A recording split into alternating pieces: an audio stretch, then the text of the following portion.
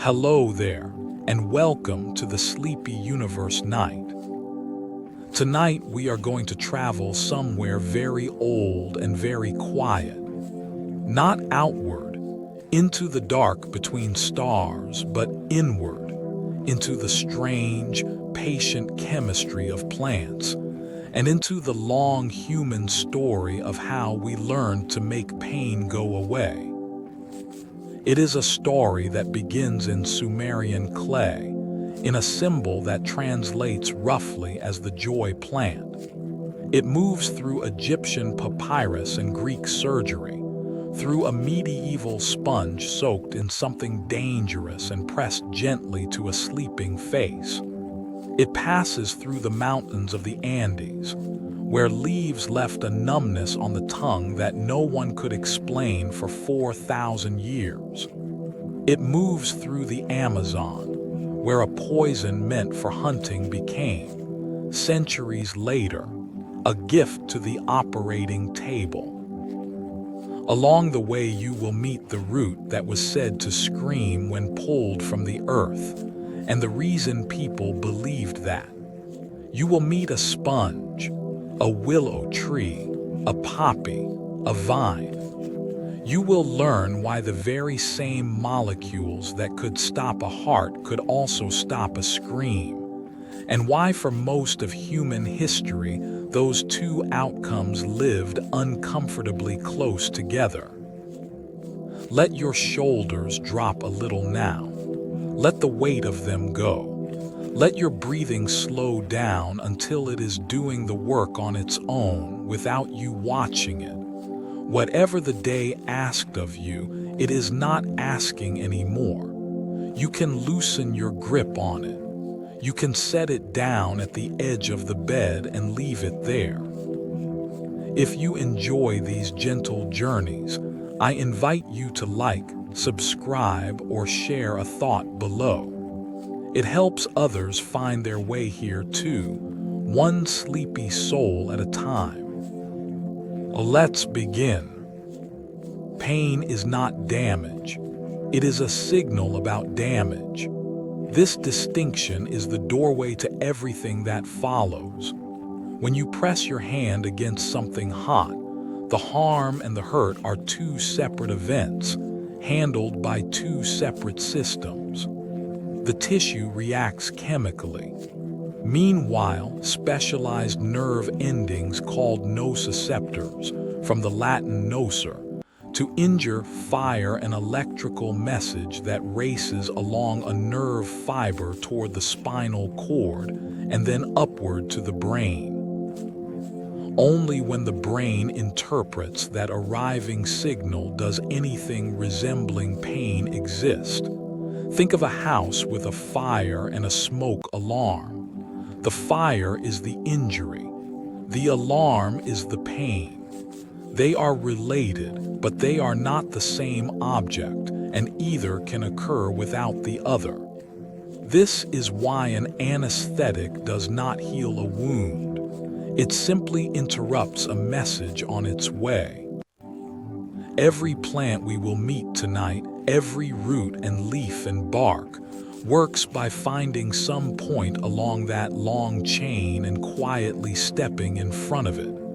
That is the whole art, not repair, interruption.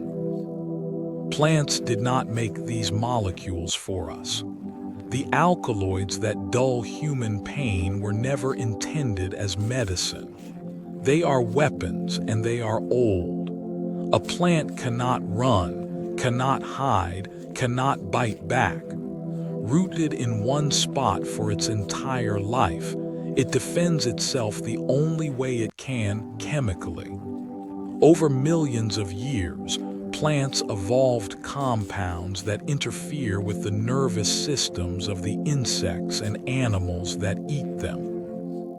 Morphine, atropine, nicotine, caffeine, cocaine.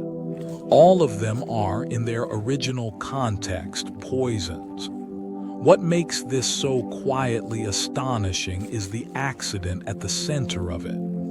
Because our nervous system shares deep architecture with the nervous systems of the creatures those plants were fighting, their weapons happen to fit our locks. We are collateral beneficiaries of an ancient war we were never part of.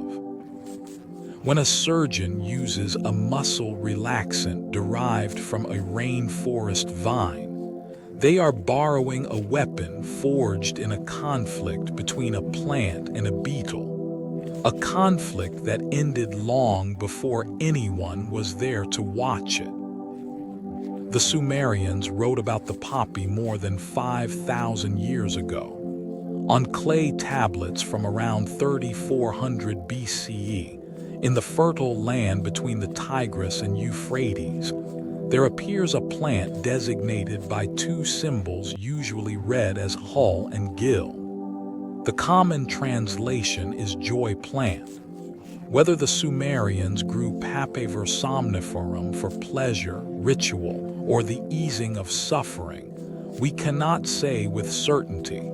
The tablets are terse and the distance is enormous, but the knowledge spread.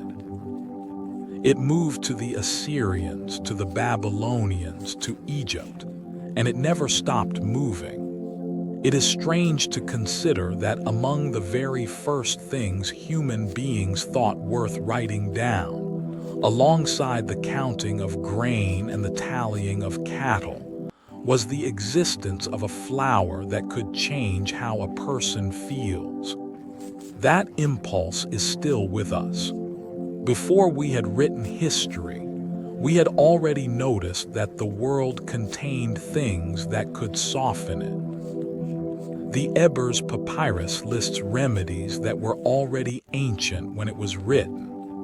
Around 1550 BCE, an Egyptian scribe compiled roughly 700 formulas onto a scroll now more than 20 meters long.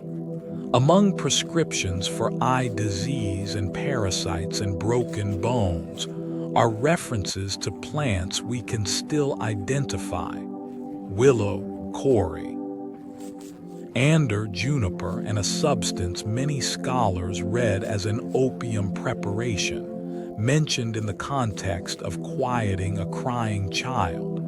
Some of the material in the papyrus is copied from sources centuries older still. Reading it is like standing between two mirrors. The scribe is old to us. His sources were old to him. And through all of it runs the same recognizable urgency, the same question we still ask. What can I give this person so they hurt less?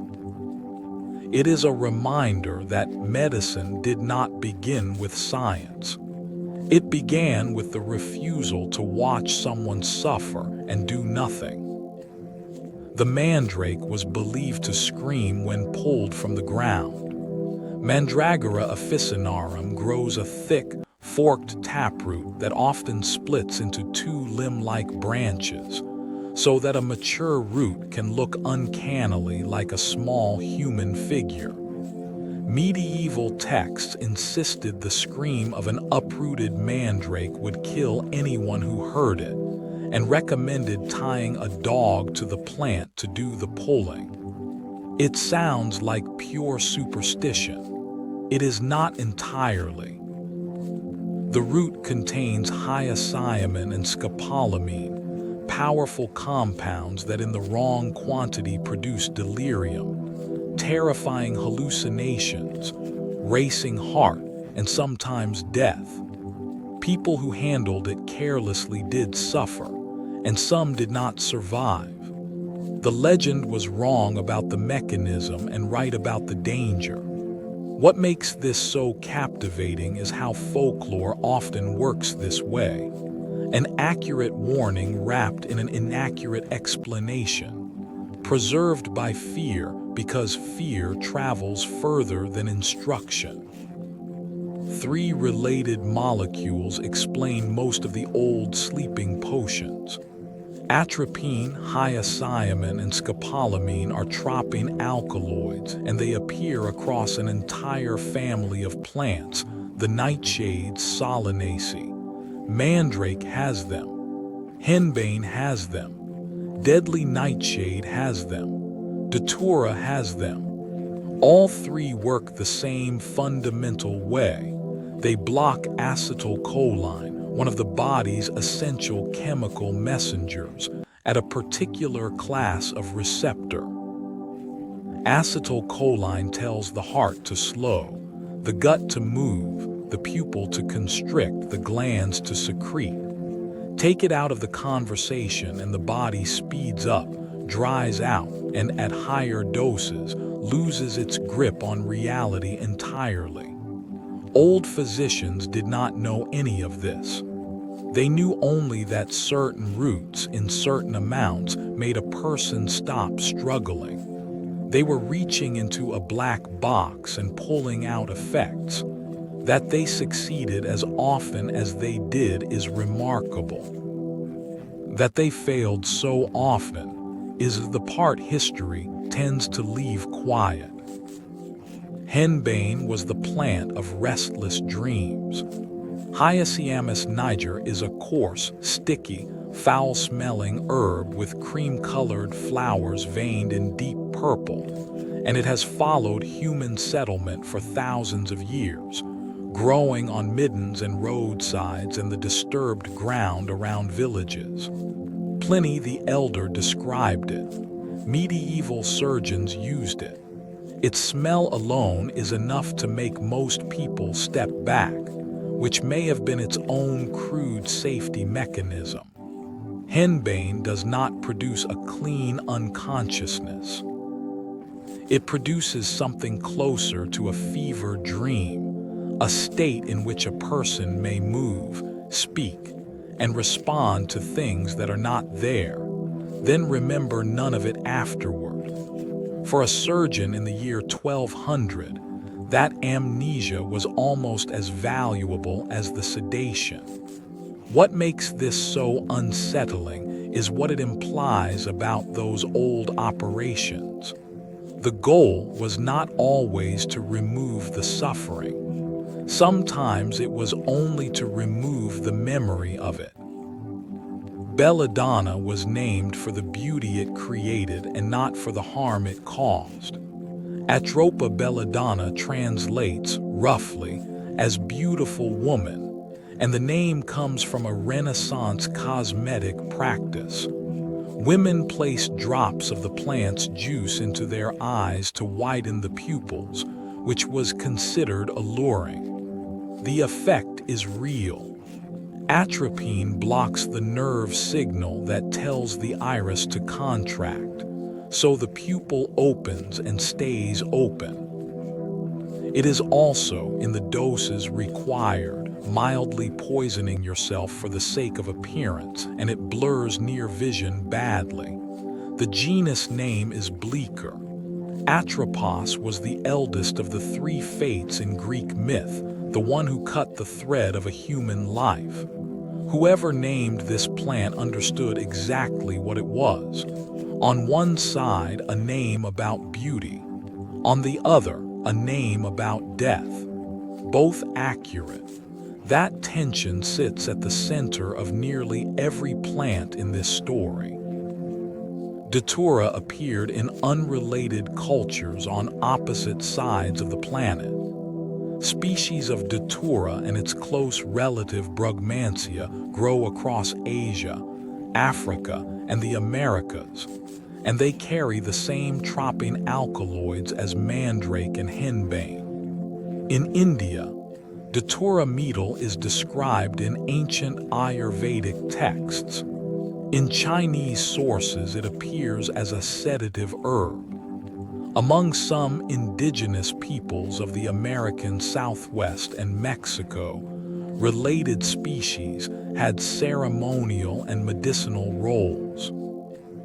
These traditions had no contact with one another. Nobody carried the knowledge across an ocean, and yet each of them independently found the same family of plants and independently understood that these plants could send a person somewhere else.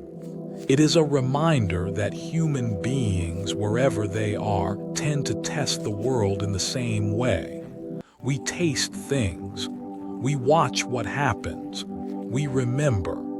Across thousands of unconnected years, that process converged on the same handful of leaves. Dioscorides described surgical anesthesia in the 1st century. A Greek physician traveling with the Roman army, Pedanius Dioscorides, compiled the Materia Medica around 65 CE, a survey of roughly 600 plants that remain the standard reference work in Europe and the Islamic world for more than 1,500 years. In it, he writes about mandrake steeped in wine, and states plainly that it can be given to those about to be cut or cauterized, so that they will not feel the pain. There it is, not a myth, not a rumor, a working physician writing an instruction manual describing surgical anesthesia. The technique was unreliable and sometimes fatal, and it was never standardized. But the idea was not lost, and it was not primitive. It was simply waiting for the chemistry that would let it be measured. 15 centuries is a long time to hold an idea that almost works. A Chinese surgeon may have performed operations under sedation 1,800 years ago.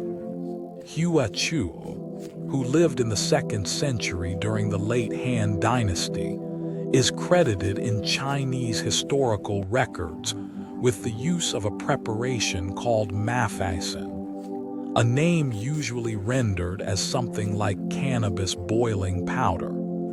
According to the accounts, patients drank it mixed with wine, became insensible, and could then undergo procedures that would otherwise have been unthinkable. The formula itself does not survive. Tradition holds that Hua Chu's writings were destroyed near the end of his life, and what remains is description rather than recipe. Scholars have argued for centuries about what Mafacin actually contained. What we are left with is a shape in the historical record, the clear outline of something that existed, with the contents missing. There is a particular sadness in that. Not a discovery lost before it was made, but a discovery made and then dropped, and the world simply carried on without it. Indian surgical texts recommended intoxication before the knife. The Sushruta Samhita, a foundational work of Indian medicine compiled over centuries and reaching something like its known form in the early centuries of the Common Era, describes surgical procedures of genuine sophistication. The removal of cataracts, the extraction of stones, and reconstructive work on the nose using skin flaps from the forehead.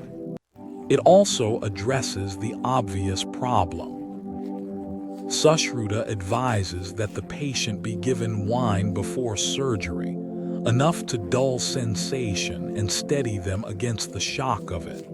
Some passages have been read as referring to cannabis or henbane preparations as well.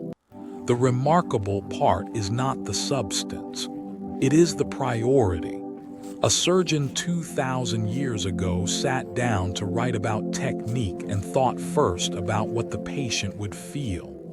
That instinct is older than any of the chemistry. The compassion came first. The molecules took much longer to arrive. A sponge was the closest thing medieval Europe had to an anesthetic mask. From roughly the 9th century onward, texts associated with the medical school at Salerno in southern Italy describe the spongia somnifera, the sleeping sponge. A sea sponge was soaked in a preparation of sedative plants, then dried and stored. Before surgery, it was moistened again and held beneath the patient's nose so that the vapors and the residue could do their work. Copies of the method spread through monastery libraries across Europe for 600 years. And yet almost none of the substances involved actually vaporize meaningfully at room temperature. The pharmacology of the sponge, as described, should barely function. Historians still argue about whether it worked, how often, and by what route. What we know for certain is that generation after generation of physicians copied out the instructions and believed in them. Hope, carefully transcribed and passed down. That may be the most human artifact in this entire story. The English called their surgical draught Dwale. In 14th and 15th century England, manuscripts describe a mixture given to patients before an operation, known by that soft, dark old word. The recipes vary between copies, as handwritten recipes always do, and the differences between them are not small. This is precisely the problem. There was no way to measure the strength of a root harvested in a wet year against the same root harvested in a dry one. No way to know whether a particular plant had grown in rich soil or poor. The active compounds vary enormously with season, soil, and species. So the person preparing Dwale was working blind, and the person drinking it was gambling.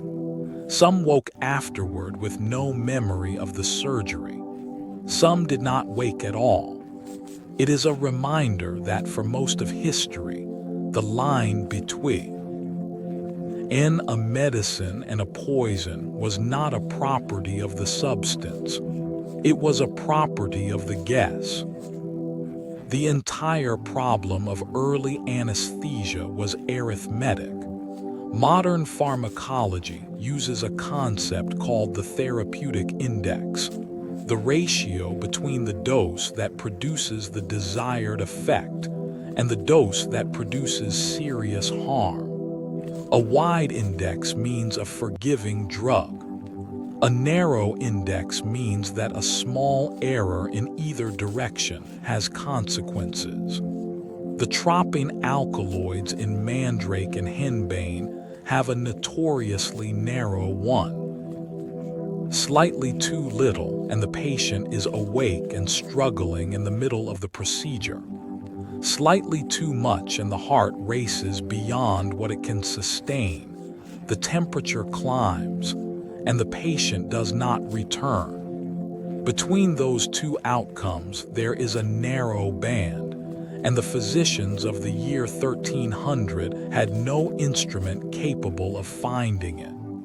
They were not foolish. They were doing careful work with tools that could not measure the thing that mattered. Everything that changed in the 19th century changed, because we finally learned how to weigh what we were giving. Willow bark was chewed for pain long before anyone knew why it worked. Assyrian tablets mention it. The Ebers Papyrus includes it. Hippocrates, around 400 BCE, is said to have recommended a preparation of willow leaves and bark for fever and for the pains of childbirth. Across Europe, across the Americas, across China, people independently discovered the same thing. Chewing the bark of certain willows makes you hurt less. The tree, Salix, produces a compound called salicin as part of its own defensive chemistry. In the human gut and liver, salicin is converted into salicylic acid, which interferes with the production of prostaglandins, signaling molecules involved in inflammation, fever, and the sensitization of nerve endings. Not a sedative, not a numbing agent, something subtler, a substance that turns down the volume on the body's own alarm system. And it was found by a species that had no idea what a prostaglandin was, simply because the bark was there and someone was hurting. Aspirin is named after a flower, not a tree.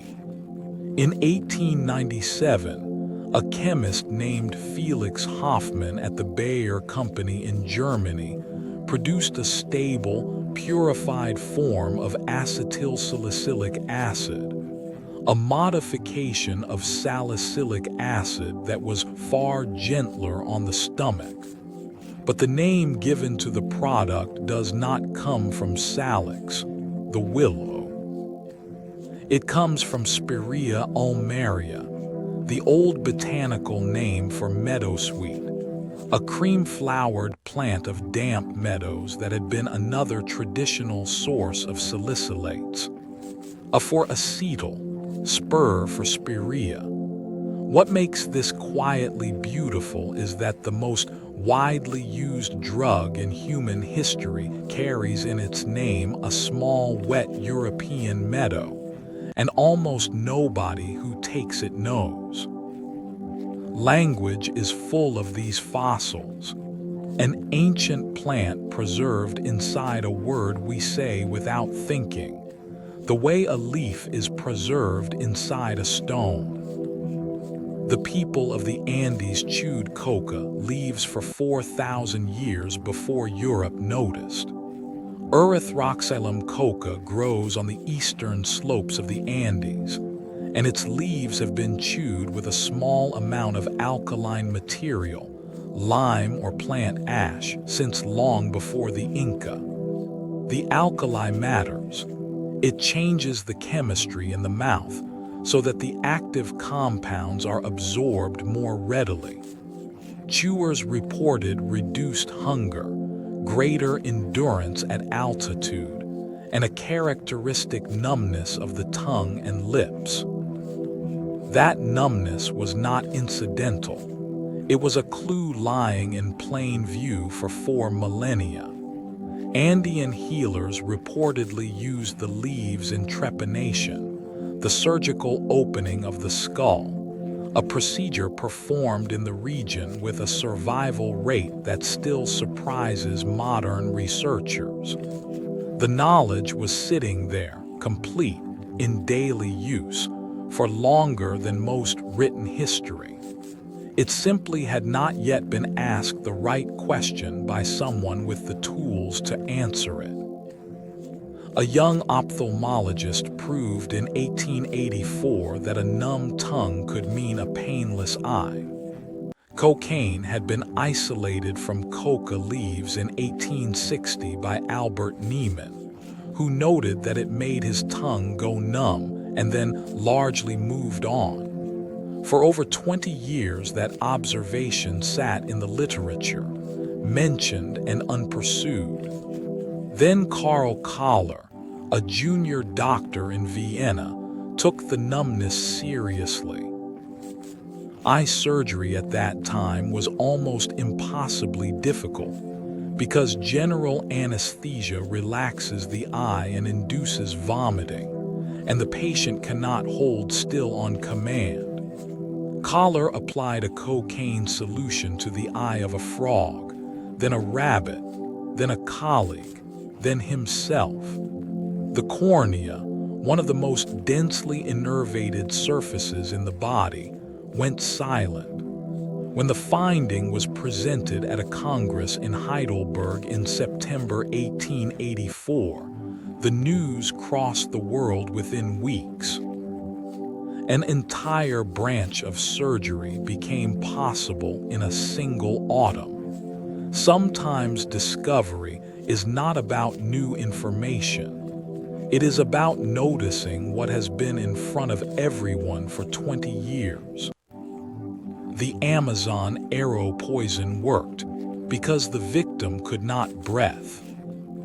E. Not because the heart stopped.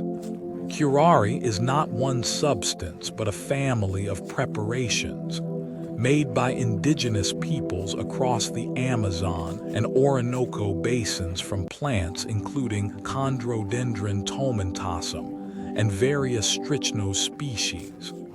Applied to a dart or arrow tip, it brings down large animals with remarkable speed. European explorers from the 16th century onward brought back accounts and samples, and for centuries the mechanism remained mysterious. Meat from an animal killed with curare is safe to eat, which puzzled observers deeply. The explanation is elegant. Curare is poorly absorbed from the digestive tract, but devastating when it enters the bloodstream directly. It does not attack the heart or the brain. It blocks the message from nerve to muscle. The animal falls because its muscles stop answering, including the ones that move air. It is a poison that kills by silence rather than by violence. Curare taught medicine what the space between a nerve and a muscle actually is. When a nerve reaches a muscle, it does not physically fuse with it. It stops just short, across a microscopic gap called the neuromuscular junction. The nerve releases acetylcholine into that gap. The molecules drift across and bind to receptors on the muscle fiber. The muscle contracts. Curare's active alkaloid, D-tubocurarine, occupies those receptors without activating them. The message still arrives. There is simply nothing left to receive it. In 1942, in Montreal, anesthetists Harold Griffith and Enid Johnson used a purified curare preparation during surgery, and modern anesthesia changed shape. Surgeons could now have a completely relaxed abdomen without dangerously deep sedation. A hunting poison from the rainforest became a tool of precision. It is a reminder that a molecule has no intentions, only contexts. Every sensation you have ever had was a wave of salt moving across a membrane. A nerve cell at rest holds a small electrical charge, maintained by pumping sodium ions out and potassium ions in. When the cell is stimulated, tiny gated channels in the membrane snap open, sodium floods inward, and the local charge flips. That flip opens the next set of channels along the fiber, and the next, a self-propagating collapse racing along the nerve at up to 100 meters per second. This is the action potential, and it is the physical substance of every thought, every touch, every ache you have ever known. Not a fluid, not a spirit, a wave of charged particles falling through a series of doors.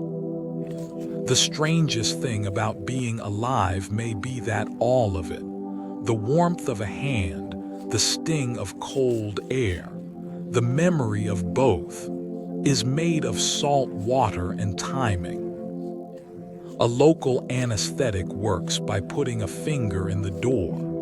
Molecules like cocaine and the safer synthetics that followed it bind to the sodium channels in a nerve membrane and hold them shut.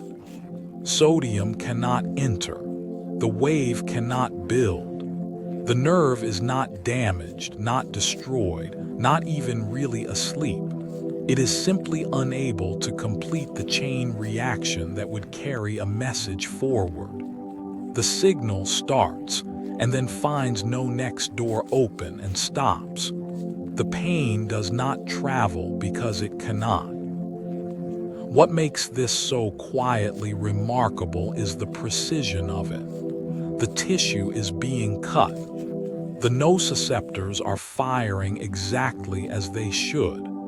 Everything is working. It is only that the news never leaves the neighborhood, and the brain, which is where pain actually lives, never learns that anything happened at all. Morphine was the first alkaloid ever isolated from a plant. Between 1804 and 1817, a young German pharmacist's apprentice named Friedrich Sertuiner extracted from opium a crystalline substance far more powerful than the raw resin, and named it after Morpheus, the Greek god of dreams. It was the first time anyone had pulled a single active compound out of a plant and held it in a pure form, and it founded the science of alkaloid chemistry. Sertuiner tested it on himself and 3 young volunteers, and the dose he chose was dangerously high. The experiment made them severely ill. He recognized immediately how formidable the substance was and warned about it in print. Before him, medicine gave people plants. After him, medicine could give people molecules. That shift is arguably the single most important event in the history of pharmacology, and it happened in a provincial pharmacy, in the hands of someone barely past 20. Your body makes its own opium. In the 1970s, researchers searching for the reason morphine works so precisely found something unexpected. The brain has dedicated receptors that the molecule fits, and evolution does not build a lock for a key that does not exist yet. There had to be a natural key. There was. The body produces its own family of opioid peptides, the endorphins and enkephalins and dynorphins, released during stress, injury, exertion, and certain kinds of joy. This is why an injured animal can sometimes run without limping. Why soul? Deers have walked out of battle unaware of serious wounds. Why grief can arrive numb. Morphine does not create relief from nothing. It borrows a system already installed and pushes it further than the body would ever push it alone. The poppy did not invent this. It only found a shape that fit something we were already carrying. Pain relief has a built-in dimmer switch running down your spine. Signals traveling upward from the body pass through a region of the spinal cord called the dorsal horn, and there they can be amplified or suppressed before they ever reach the brain. Descending fibers from the brainstem, from structures like the periaqueductal gray, release chemicals that damp the incoming traffic. This is where much of the body's own opioid activity does its work, and where morphine does a great deal of its own. What this means is deeply strange when you sit with it. Pain is not a fixed quantity being delivered from an injury to a mind. It is edited on the way. The same injury can hurt more or less depending on attention, expectation, fear, exhaustion, and hope. Your nervous system is not a wire. It is a negotiation. Cannabis appears in pharmacopoeias across 3 continents and 2,000 years. The plant is mentioned in early Chinese medical compilations, in Indian medical and religious texts, in Assyrian records, and later in Islamic medicine, and in 19th century European practice, where an Irish physician named William O'Shaughnessy, working in Calcutta in the 1830s and 1840s, brought its use into Western medicine for muscle spasm, convulsions, and pain. The pharmacology took much longer. Only in the 1960s was the structure of its principal psychoactive compound determined, and only in the 1990s were the body's own cannabinoid receptors identified, receptors involved in appetite, mood, memory, and pain modulation, with their own internal signaling molecules. Once again, the pattern repeats. A plant is used for millennia. Then, quite recently, we discover that it works because it resembles something we already make. We keep finding that the outside world is shaped a little like our insides. Alcohol was the most widely used anesthetic in history and one of the worst. For thousands of years, across nearly every culture that had it, strong drink was what a person received before a bone was set, a tooth pulled, a limb removed. It was available, it was familiar, and it did reduce awareness. But alcohol makes a terrible surgical anesthetic, and every surgeon who used it knew. The dose required to abolish the response to a knife sits uncomfortably close to the dose that suppresses breathing entirely.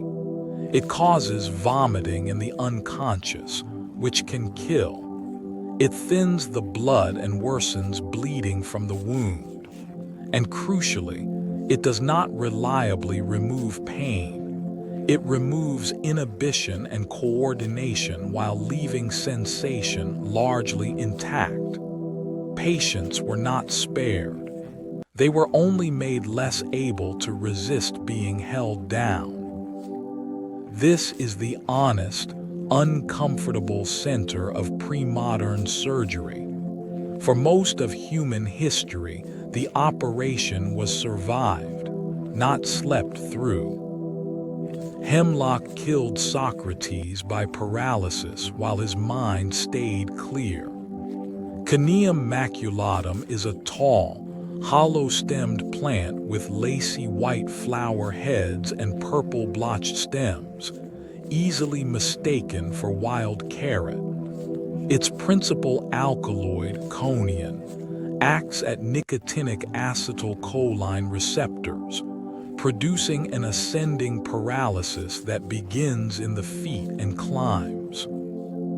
Plato's account of the death of Socrates in 399 BCE describes exactly this. Numbness and heaviness rising through the legs, the body cooling from the extremities inward, awareness persisting nearly to the end. It is a chemically credible description written 24 centuries ago. Some ancient sources also record hemlock in medical use, as an external preparation and as an ingredient in sedative mixtures, because a compound that quiets the body enough to kill will, in a smaller amount, simply quiet it. That is the whole precarious logic of early anesthesia, held in a single plant. The same road, walked to different distances. Aconite was the poison that could numb a mouth and stop a heart. Aconitum, known as monkshood or wolfsbane for the hooded shape of its deep blue flowers and its old use against predators, contains aconitine, one of the most potent plant toxins known. In tiny amounts applied to the skin or mucous membrane, it produces a distinctive tingling and then numbness. And for this reason, it appeared in traditional preparations for neuralgia and toothache in Europe and in East Asian medicine, where careful processing methods were developed specifically to reduce its toxicity. Its mechanism is the mirror image of a local anesthetic.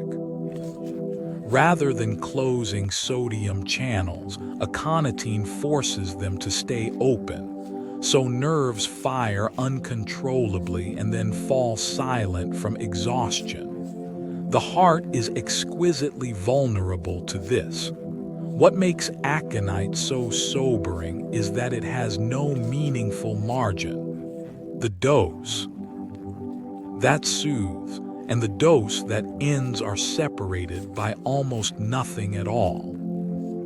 Mint feels cold because it lies to a temperature sensor.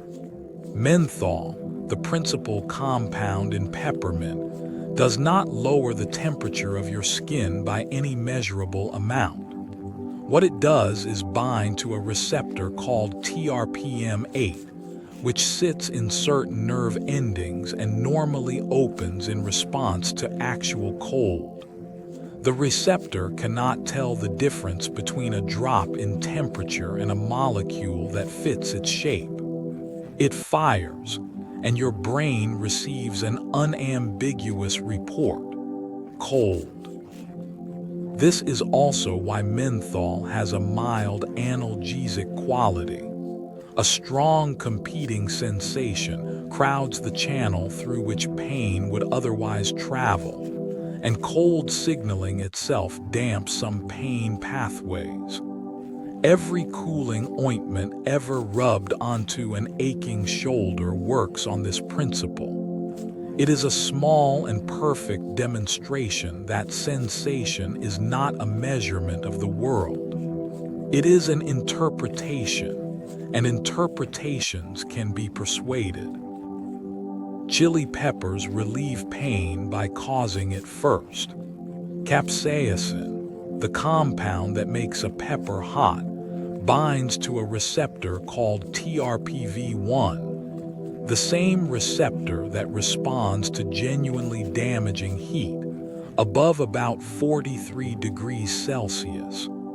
The plant evolved this molecule to deter mammals, whose molars destroy seeds, while leaving birds unaffected, since birds lack the sensitive form of the receptor and disperse seeds intact. In medicine, capsaicin is used in a way that seems almost paradoxical. Applied repeatedly to the skin, it overstimulates those nerve endings until the local supply of signaling neurotransmitter is depleted, and the fibers themselves temporarily withdraw. The area becomes less sensitive to pain, not more. It is a treatment that works by exhausting the messenger. There is something almost unbearably strange in that idea, that the way through a certain kind of pain is not around it, and the plant that hurts you is the plant that finally lets you rest. Clove oil numbed teeth for centuries before dentistry had a better idea. The dried flower buds of Syzygium aromaticum contain a high proportion of eugenol, an aromatic compound with genuine local anesthetic and antibacterial properties. Applied to an aching tooth, eugenol blocks nerve conduction in the immediate area and reduces inflammation, and its use is documented in Chinese sources well over 2,000 years old, in Ayurvedic practice, and throughout medieval Europe and the Islamic world, where cloves were among the most valuable commodities carried along the spice routes. It is still used in modern dentistry, mixed with zinc oxide, as a temporary filling and sedative dressing. Very few remedies survive that long. What kept clove oil in the cabinet was not tradition or sentiment. It was simply that it worked, reliably, in a situation where almost nothing else did, and the smell of it still means one particular kind of relief to millions of people. Kava produces calm without the fog of alcohol. Piper methysticum has been cultivated across the Pacific Islands for perhaps 3,000 years. Its roots prepared into a drink used ceremonially and socially in Fiji, Vanuatu, Tonga, Samoa, and beyond. It contains a family of compounds called cavalactones, which appear to act on voltage-gated ion channels and on GABA signaling. GABA being the brain's principal inhibitory messenger, the one responsible for turning activity down. Kava also produces a distinct numbing of the lips and tongue, a local anesthetic effect familiar to anyone who has tried it. What users consistently describe is a relaxation of the body and a settling of anxiety while thought remains clear, which is an unusual combination in the natural world. The plant no longer reproduces from seed. Every kava plant alive today is a cutting, carried from island to island by human hands for millennia, a species that traded its independence for our company. Valerian smells unpleasant and has been trusted anyway for 2,000 years. The dried root of Valeriana officinalis develops a heavy, earthy odor often compared to old leather or unwashed socks, produced as the plant's volatile oils break down. Despite this, it appears in Greek and Roman medical writing, in medieval European practice, and in continuous use ever since as a remedy for restlessness and difficulty sleeping. Its chemistry is complicated. Valerianic acid and a group of compounds called valproates are the usual candidates, with valerianic acid appearing to modulate GABA receptors, again nudging the brain's inhibitory system. The clinical evidence in modern trials is genuinely mixed, and honest researchers say so. But 2,000 years of people choosing to drink something that smells like that suggests they were getting something in return. Not every truth in medicine arrives with a clean measurement attached. Chamomile owes its reputation to a molecule that binds where sedatives bind. The small daisy-like flowers of Matricaria chamomilla have been steeped into tea across Europe, North Africa, and West Asia for thousands of years, and the plant appears in Egyptian, Greek, and Roman sources. Among its many constituents is opignin, a flavonoid that binds to benzodiazepine receptor sites on the GABA receptor complex, the same broad system targeted by modern anti-anxiety medication, though far more gently and far more weakly. This is not a sedative in any powerful sense. It is a very small hand resting on a very large lever, and perhaps that is exactly the point. The warmth of the cup, the ritual of the evening, the faint apple-like smell of the flowers, and a mild, real chemistry, all working together in the same direction. Not everything that helps us sleep has to be strong. Some of it only has to be kind. Lettuce once had a reputation as a sedative, and it was not entirely undeserved. Wild lettuce, Lactuca virosa, and its milder relatives release a bitter white latex when the stem is broken, a substance old herbalists called lactucarium, or lettuce opium. It was collected, dried and sold in European pharmacies well into the 19th century as a gentle sleep aid, and Roman writers described garden lettuce as something to be eaten in the evening for its calming effect. The chemistry is real if modest, involving bitter sesquiterpene lactones such as lactucin and lactucopicrin, which have shown sedative and mild analgesic activity in animal studies. It is nothing like the poppy, despite the nickname. What is touching about lactucarium is how ordinary its source is. Not a rare root guarded by legend, not a vine from a distant forest, but the same unremarkable plant sitting in a kitchen garden, quietly containing a little of the same intention. The world hides its softness in plain places.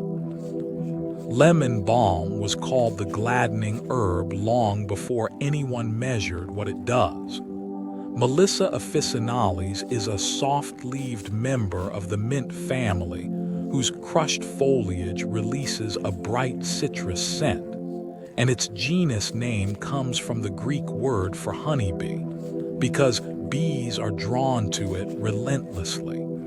Greek and Roman writers recommended it for melancholy.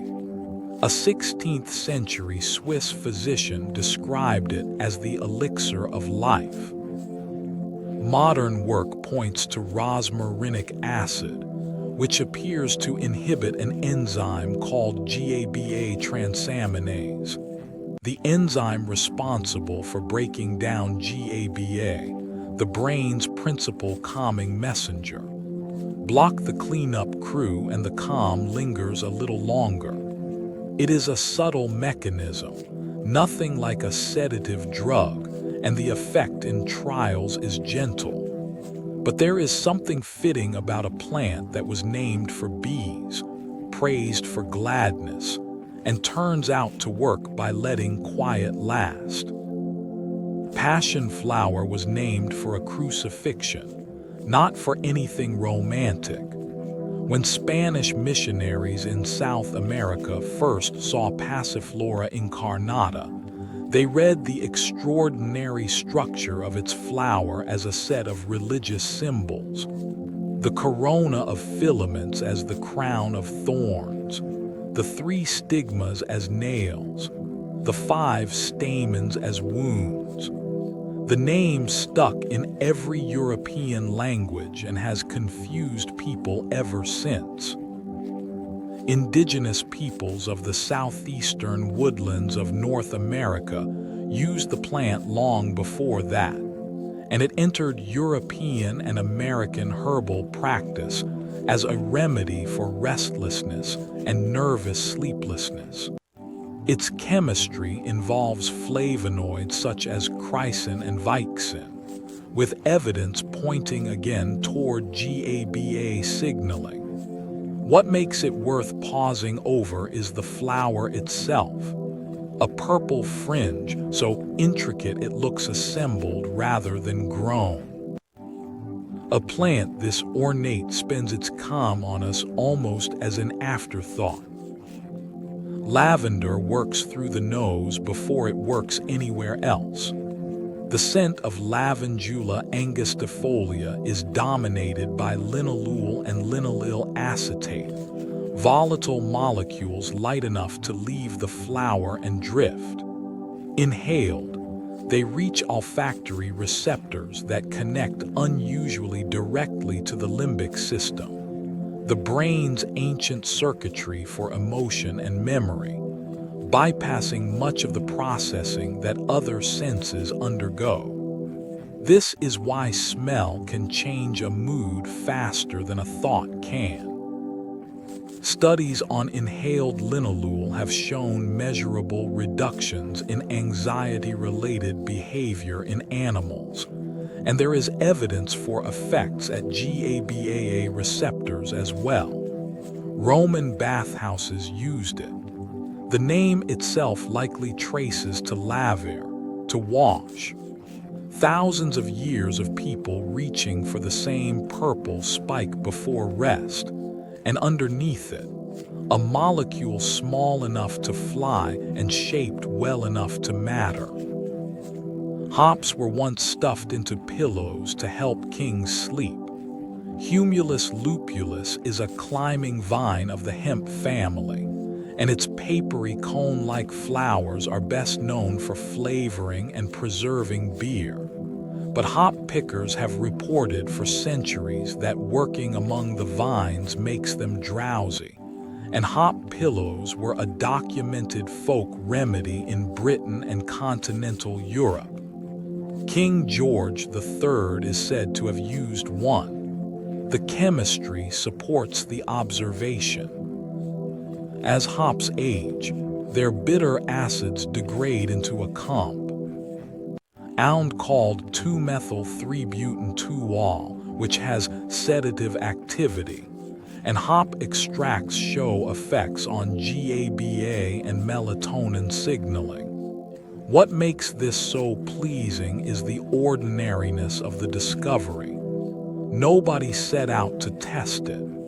Workers simply noticed that a certain field made them sleepy and mentioned it, and the observation lasted 500 years.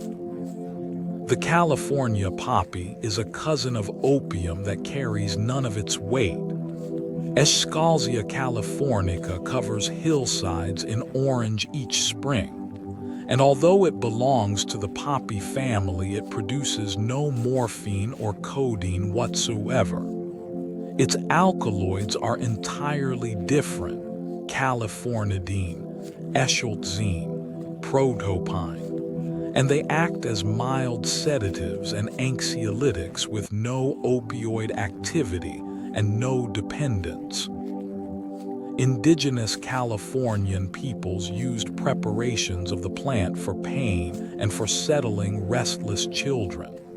It became a staple of European herbal practice after being brought back in the 19th century. There is a lesson tucked inside this plant about the limits of family resemblance. Two species can share a shape, a habit, a flower structure, an evolutionary lineage, and produce entirely different chemistry. Relatedness is not destiny, not in plants and perhaps not anywhere.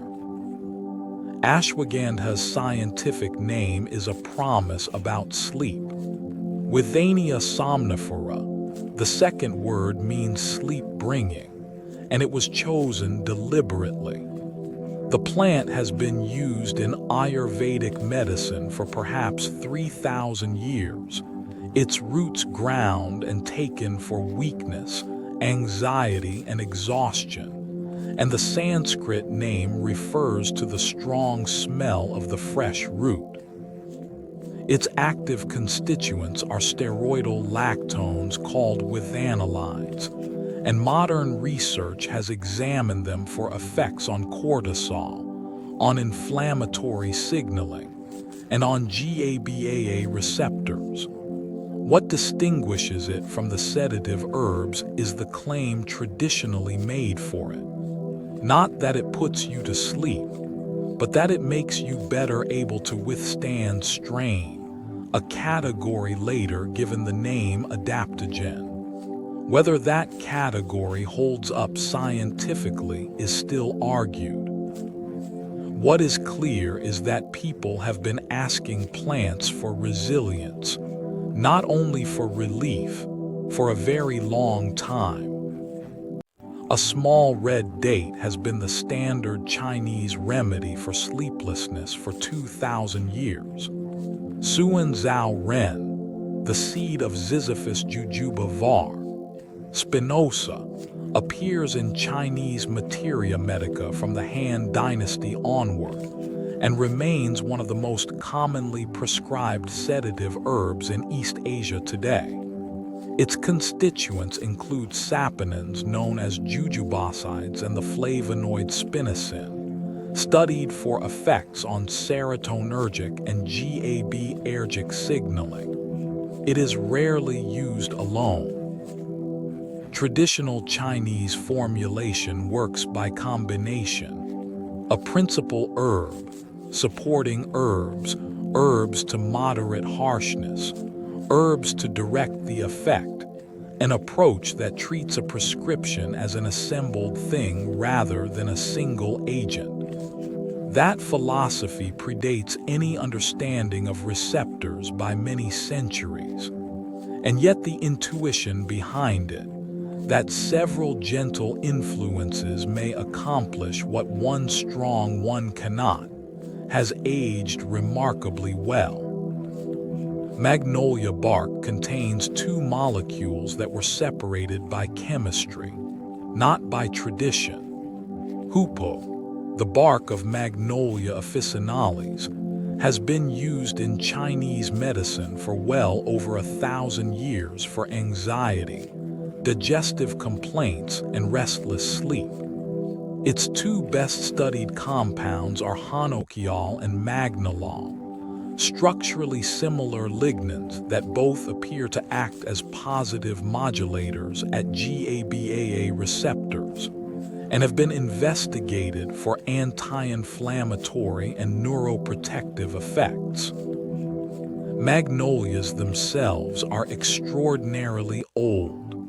Fossil evidence places the family back roughly 100 million years, to a time before bees had fully diversified, which is why magnolia flowers are tough and their carpels heavily armored. They evolved to be pollinated by beetles that would chew as they crawled. When you steep magnolia bark, you are borrowing from a lineage that watched dinosaurs walk beneath it. Skullcap was named for the shape of a seed pod, and it has been confused with other plants ever since. Scutellaria comes from the Latin for a small dish, describing the little cap-like structure on the calyx after flowering. American skullcap, Scutellaria lateriflora, was used by the Cherokee and other peoples and entered 19th century Western herbal practice as a nervine, while Chinese skullcap, Scutellaria baecalensis, is one of the most important herbs in East Asian medicine. Their chemistry differs, but both are rich in flavonoids, baecalin and baecaline prominent among them, with demonstrated activity at benzodiazepine binding sites. The history of skullcap is also a history of adulteration. For decades, commercial supplies were contaminated with germander, a genuinely liver-toxic plant, causing injuries that were then blamed on skullcap itself. It is a reminder that in herbal medicine, what is written on the label and what is in the jar have not always been the same thing. Kratom sits in an uncomfortable space between a leaf and a drug. Mitragina speciosa is a tall tree of the coffee family native to Southeast Asia, where laborers in Thailand, Malaysia, and Indonesia have chewed its leaves for generations for stamina and for pain. Its principal alkaloids, mitragynine and the far more potent 7-hydroxymitragynine, act at opioid receptors, but as partial agonists, and with a chemical structure entirely unlike morphine. At low doses, users describe stimulation. At higher doses, sedation and analgesia. It is genuinely a plant, and it is genuinely an opioid-active substance, and the two facts together have produced decades of regulatory difficulty around the world. Dependence and withdrawal are documented. What kratom illustrates most clearly is that natural and safe are not synonyms and never were. The poppy is natural. So is hemlock. The plant does not know what we intend to do with it. A Chinese herb for pain works on dopamine, not on opioid receptors. Corydalis yanhusu, a small member of the poppy family, has been used in Chinese medicine for centuries for pain, and modern investigation identified an unusual compound within it, dihydrocorribolbine. Unlike almost every other plant analgesic of comparable strength, it does not act at opioid receptors at all. It appears to work through dopamine receptor antagonism, and in animal studies, it showed effectiveness against inflammatory and injury-related pain without producing the tolerance that opioids characteristically develop. That absence of tolerance is the interesting part. Nearly every strong painkiller humanity has found demands more of itself over time. Here was a plant that had been quietly sitting in apothecary drawers for 1,000 years, holding a different answer to the same question, and nobody thought to ask it until recently. Sichuan pepper is not a pepper and does not produce heat. The dried husks of Xanthoxylum species contain hydroxyalpha-santual, a molecule that creates one of the strangest sensations in all of food, a buzzing, electric tingling of the lips and tongue that Chinese cuisine calls ma. It is not spiciness. It is not temperature. Research suggests santual acts on mechanoreceptors, the nerve endings responsible for detecting touch and vibration, by interfering with certain potassium channels that normally keep those nerves quiet. The result is a fine, rapid, phantom vibration measured by researchers at around 50 cycles per second, your lips reporting a tremor that is not happening. Related Xanthoxylum species were used across Asia and North America, where prickly ash earned the common name toothache tree. It is one of the few places where you can feel a sodium and potassium channel misbehaving and call it dinner. There is a flower that makes your whole mouth fizz.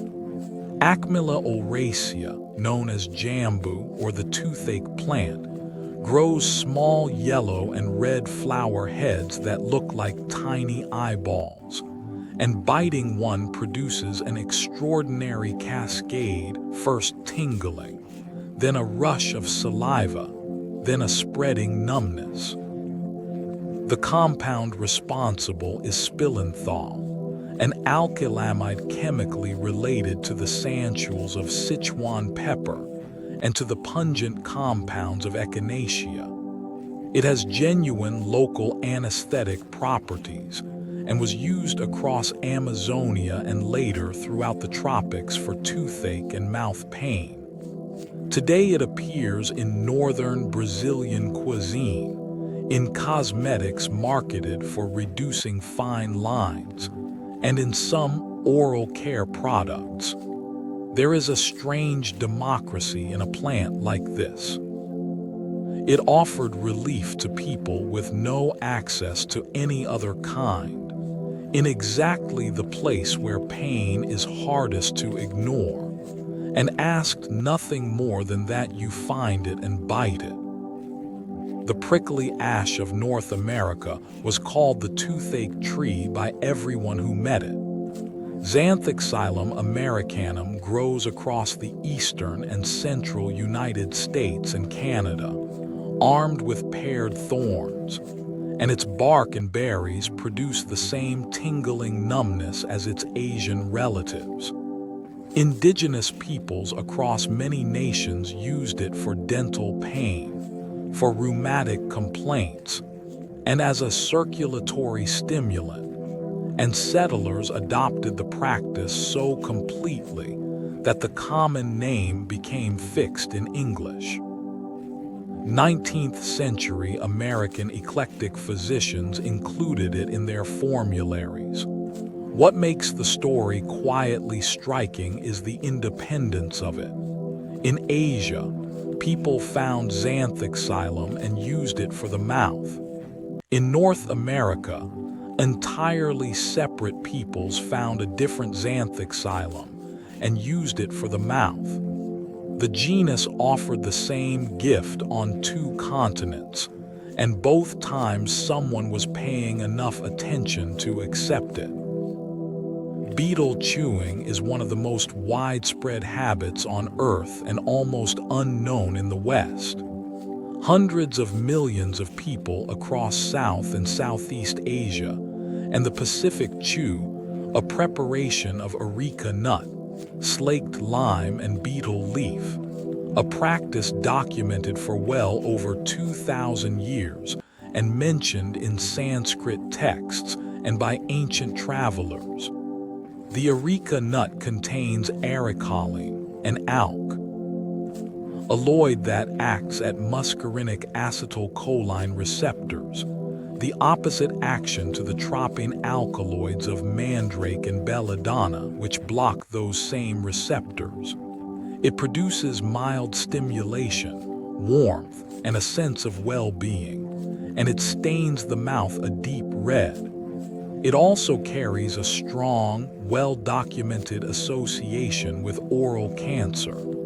This is the shadow side of the plant world's chemistry, and it deserves saying plainly. Long use is not proof of safety. Sometimes it only proves that the harm arrives slowly enough to be mistaken for something else. Ephedra was used in China for 5,000 years and reshaped modern medicine before it was restricted.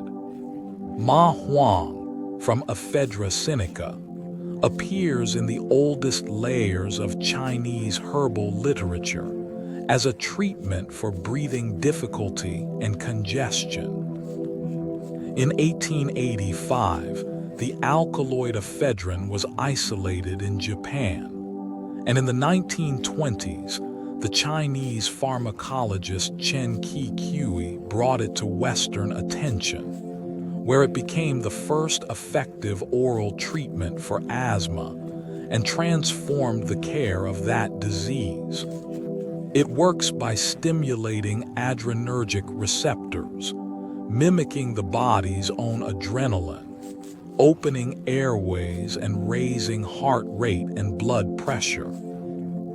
Decades later, marketed aggressively for weight loss and athletic performance, it caused serious cardiovascular events and deaths and was pulled from supplement markets in the United States.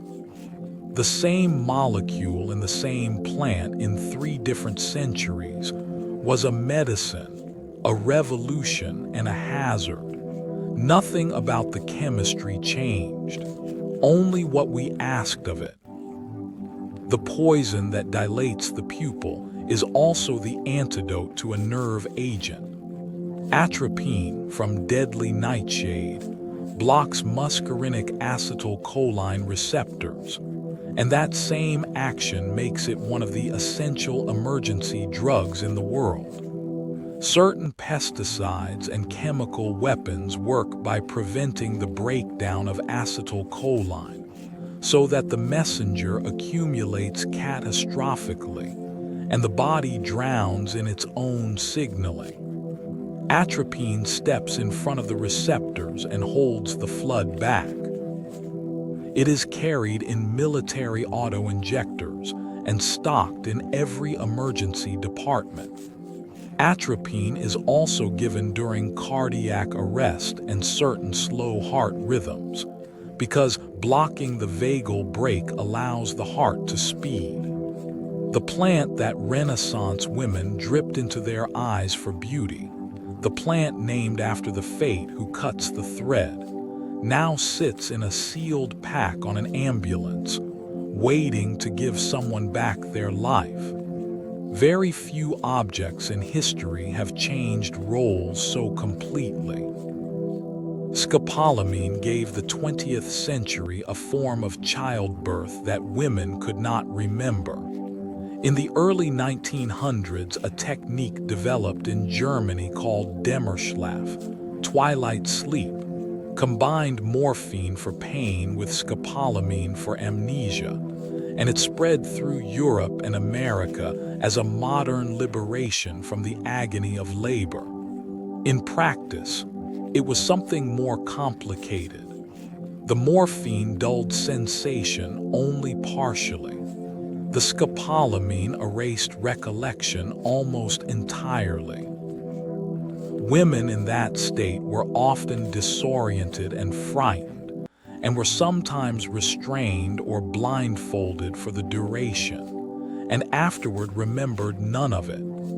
Twilight sleep faded by mid-century as safer regional techniques arrived. It remains one of the most sobering episodes in the history of anesthesia because it forces an uncomfortable question. If suffering happens and leaves no memory, has the suffering been prevented or only hidden?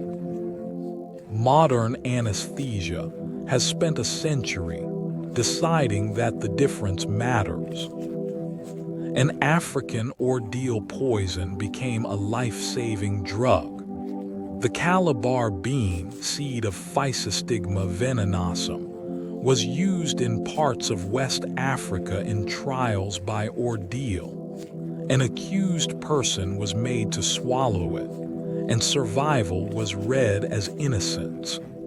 Its alkaloid, physostigmine, does the opposite of atropine. It blocks the enzyme that breaks down acetylcholine, so the messenger builds up.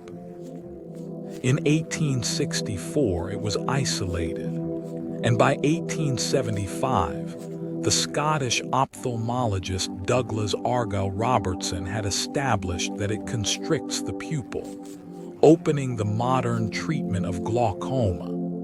Today, physostigmine and its relatives are used to reverse anticholinergic poisoning, including poisoning by belladonna and its relatives.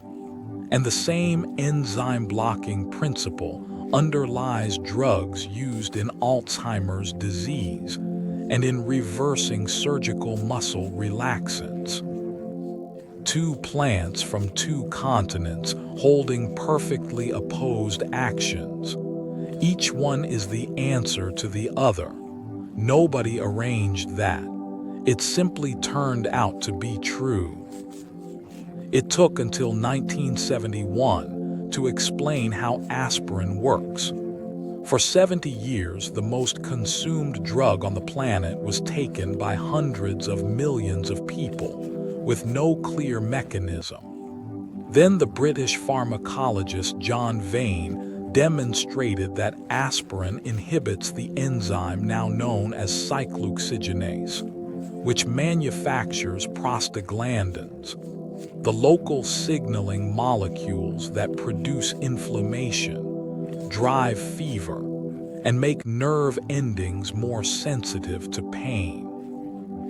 Aspirin does not block pain signals. It reduces the sensitization that amplifies them. Vane received the Nobel Prize in 1982. Consider the shape of that timeline. Assyrians chewing willow bark, roughly 4,000 years. Purified aspirin, roughly a century. An actual explanation 50 years ago. We spent nearly all of human history successfully using something we did not understand, which ought to make us humble about everything we are confidently using now. Wintergreen and birch carry the same chemistry as willow in a different disguise. Gaultheria procumbens, the low-creeping wintergreen of North American forests, and certain birches produce methyl salicylate, an ester of the same salicylic acid family, with an unmistakable sharp, sweet smell. Indigenous peoples across the Northeast used wintergreen leaf for aches and fevers, and the oil later became a standard ingredient in liniments rubbed into sore muscles, where it is absorbed through the skin and also produces a mild counter-irritant warmth. It is also unexpectedly concentrated. A small quantity of pure oil of wintergreen contains the salicylate equivalent of a great many aspirin tablets, which has made it a genuine poisoning hazard, particularly for children drawn by the candy-like smell. The pleasant scent and the danger arrive in the same bottle. That is a sentence that could serve as an epigraph for this entire subject. Feverfew is a small daisy that seems to work only if you take it before the pain arrives. Tanacetum parthenium has been used in European herbal medicine since antiquity, and the name is a corruption of the Latin febrifuga, fever driver. Its modern reputation rests on migraine, and the traditional practice was to eat a few of the bitter leaves daily as prevention, rather than as treatment during an attack. The compound most often credited is parthenolide, a sesquiterpene lactone shown to inhibit inflammatory signaling pathways and the release of serotonin from platelets. The clinical trial evidence has been inconsistent, partly because different preparations contain wildly different amounts of parthenolide. But the traditional insight is interesting on its own. Long before anyone spoke of prophylaxis, people had noticed that certain kinds of pain are better met in advance than confronted head-on. Some things you cannot stop once they have started. You can only make them less likely to begin. Turmeric is a genuine anti-inflammatory that the body barely absorbs. Curcuma longa has been used in Indian medicine and cooking for thousands of years, and curcumin, the pigment that gives it its deep gold, does demonstrate real anti-inflammatory and antioxidant activity in laboratory conditions. It is also, in its plain form, one of the most poorly absorbed compounds ever studied in serious detail.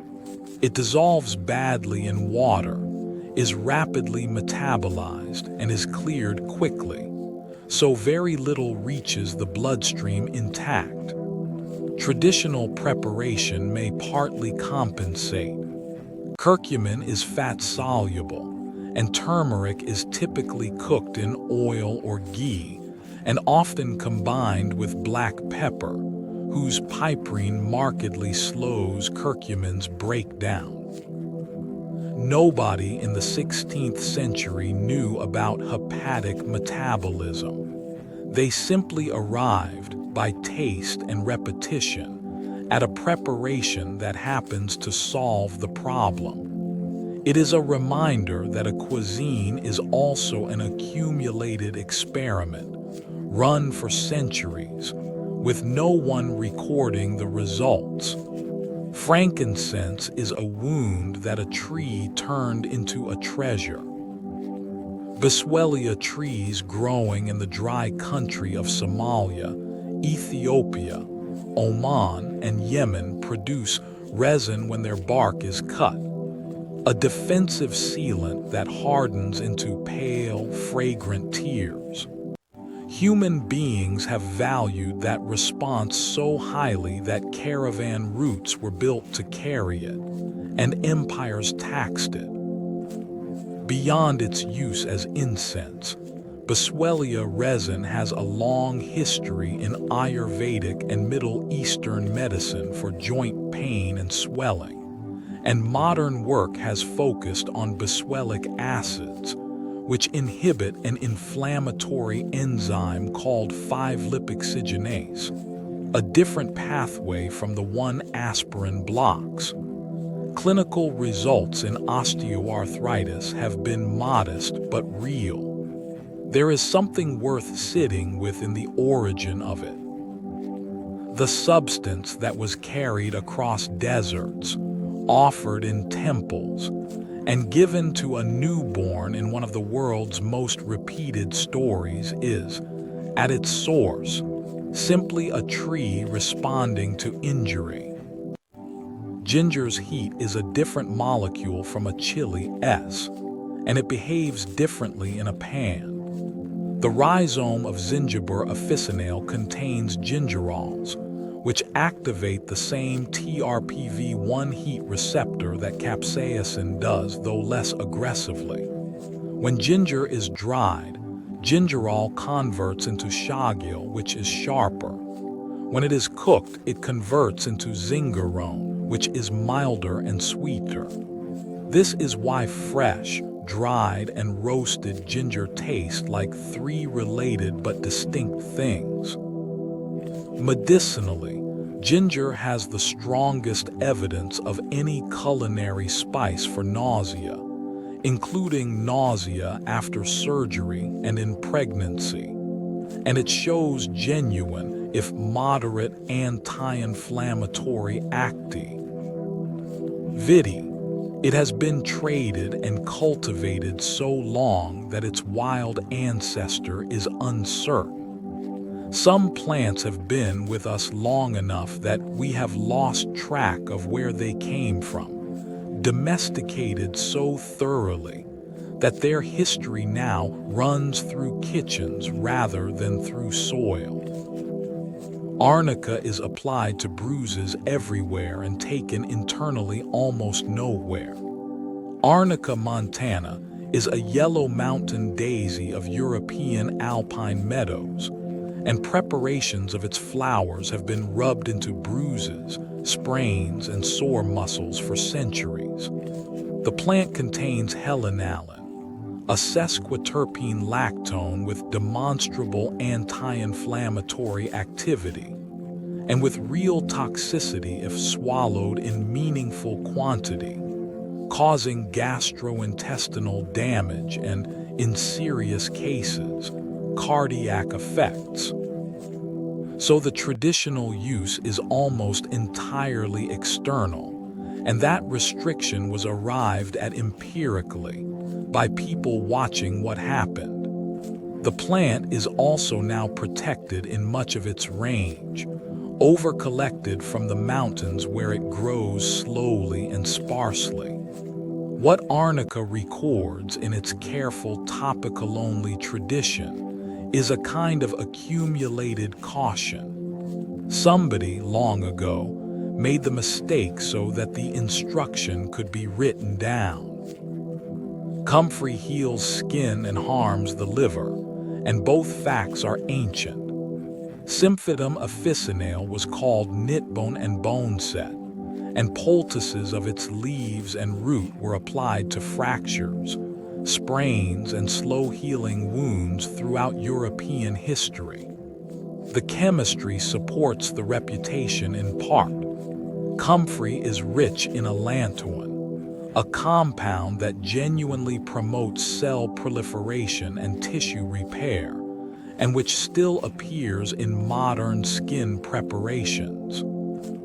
But comfrey also contains pyrrolizidine alkaloids, which the liver converts into reactive compounds capable of causing severe and cumulative damage to the small veins of that organ.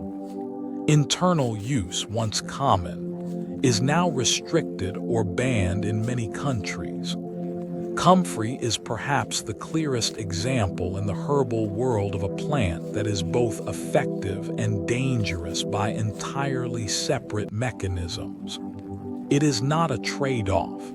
It is two different things happening in the same leaf. A bark from the Andes changed the map of the world.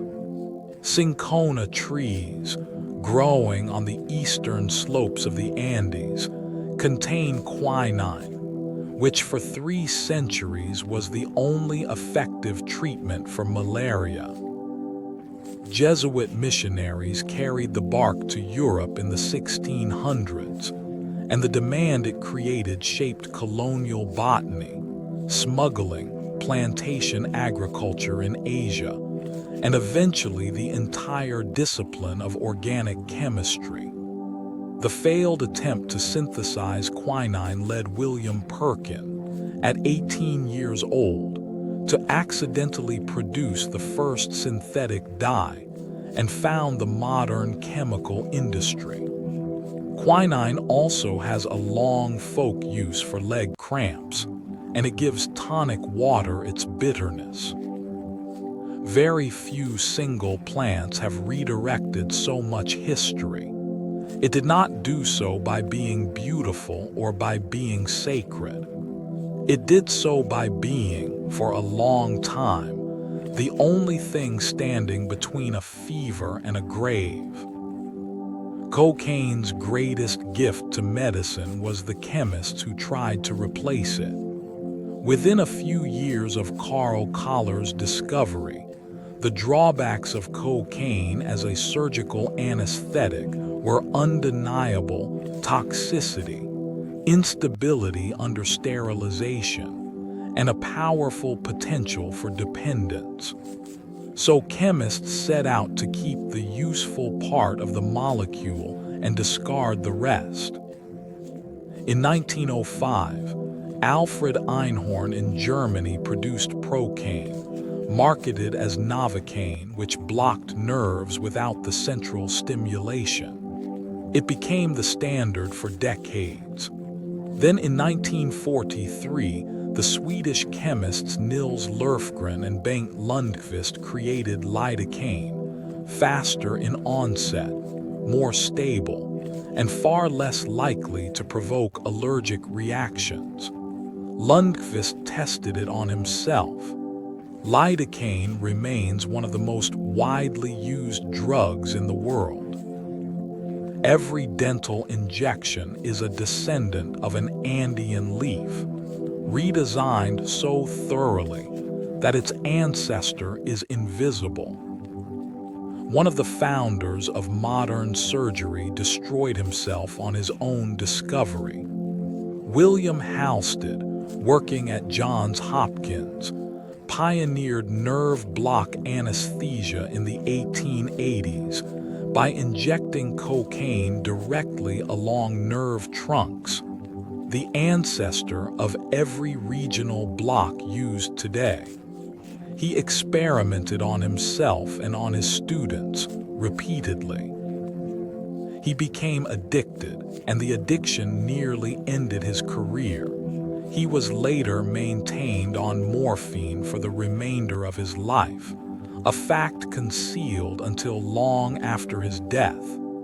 He nonetheless went on to transform surgical practice, introducing rigorous asepsis, gentle handling of tissue, and rubber gloves. The story is usually told as a warning, and it is one. But it is also something more complicated. The techniques that spare millions of people from pain were developed by a man who could not spare himself, and who kept working anyway. Nitrous oxide was a party trick for 40 years before anyone used it seriously.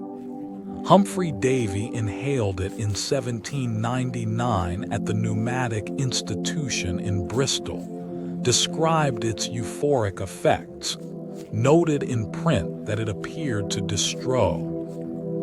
Why physical pain, and specifically suggested it might be used in surgical operations. Then almost nothing happened.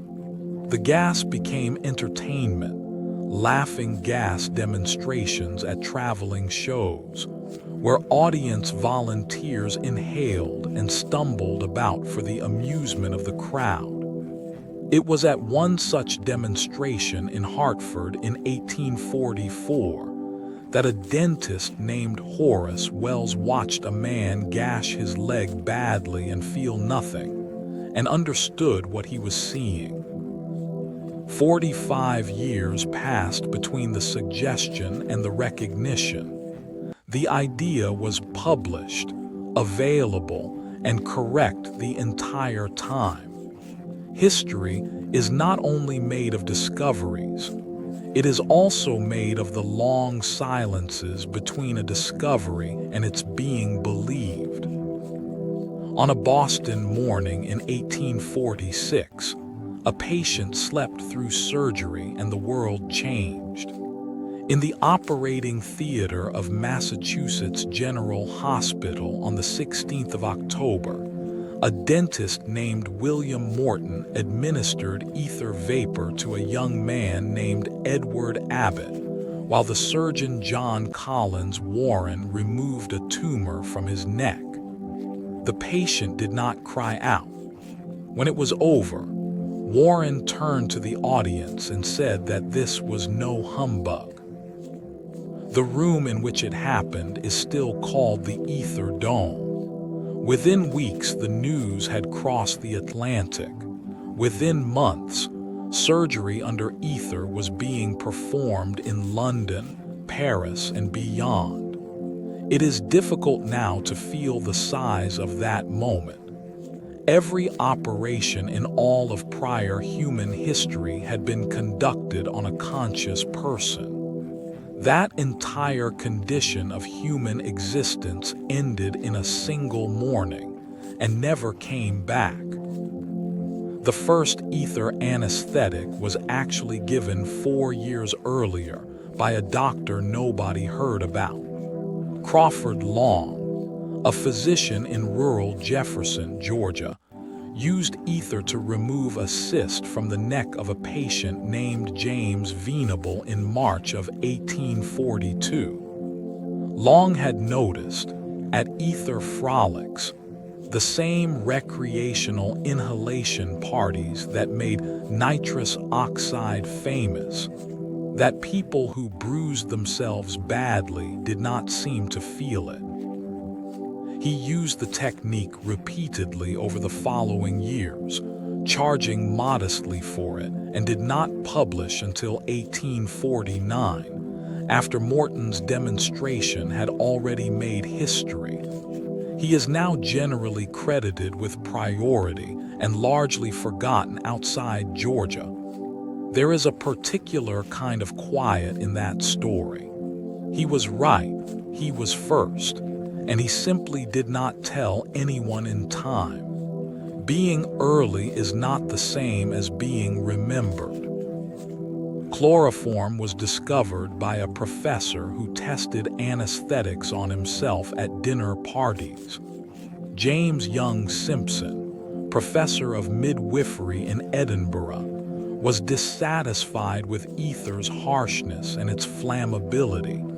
And in November 1847, he and 2 colleagues inhaled chloroform after a meal to see what it would do. They all lost consciousness beneath the table. Simpson introduced it into obstetric practice within days.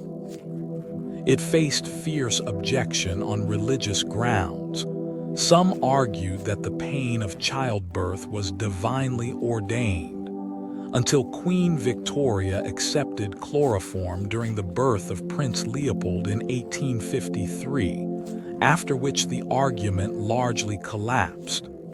Chloroform was later abandoned because it damages the liver and can cause sudden fatal heart rhythms. But it broke something open. The question shifted, permanently, from whether suffering should be relieved to how best to relieve it. We still cannot fully explain how general anesthesia works. More than 170 years after ether, and with millions of anesthetics administered every year with extraordinary safety, the fundamental question remains open. We know a great deal, that many agents act on GABA and NMDA receptors, that they alter the behavior of ion channels, that consciousness appears to depend on communication between distant regions of the brain, and that anesthetics disrupt that long-range conversation while leaving local activity largely intact. But there is no complete, agreed account of how a molecule reversibly removes the experience of being someone. Every day, around the world, people are carried out of consciousness and brought back into it by physicians who cannot entirely say what they have done. That is not a failure. It is simply the honest condition of a field that learned to control something before it learned to explain it. Belief has a chemistry, and it can be blocked. In 1978, researchers demonstrated something that reshaped the study of pain.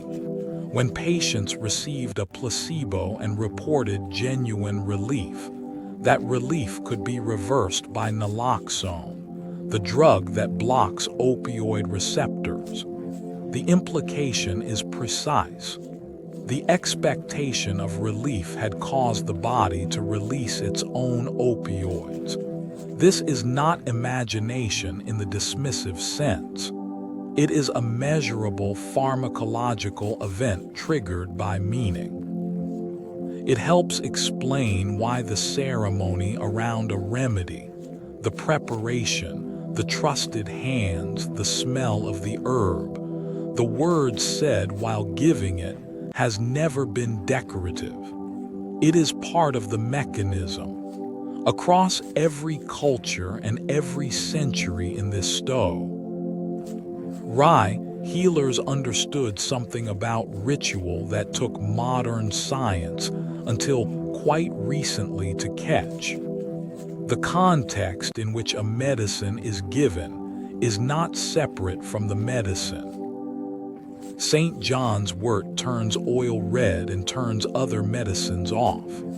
Hypericum perforatum flowers around midsummer, hence the name, and its leaves held to the light show translucent dots, tiny glands full of oil. Crushed, the flowers stain fingers and infused oil a deep blood red from a pigment called hypericin. The plant has a long European tradition for wounds and nerve pain, and modern evidence supports its use in mild to moderate depression. But its most consequential property is invisible. Hypericum powerfully induces liver enzymes and a cellular transport pump, which means it accelerates the breakdown of a long list of other drugs, some contraceptives, transplant medications, anticoagulants, certain HIV and cancer therapies. It does not do this by being toxic. It does it by making the body too efficient. It is the plainest possible demonstration that herbal does not mean inert, and that a gentle plant can undo a life-saving drug without ever touching the patient directly. Devil's Claw is named for the cruelty of its fruit, not its effect. Harpygophytum procumbens grows in the Kalahari, and its seed capsule develops long woody arms tipped with hooks that catch in the hooves and hides of passing animals. A dispersal strategy so effective and so painful that it has lamed livestock. The plant's tuberous secondary roots have been used by San and Khoi peoples for pain and fever, and were brought into European practice in the 20th century for arthritis and back pain.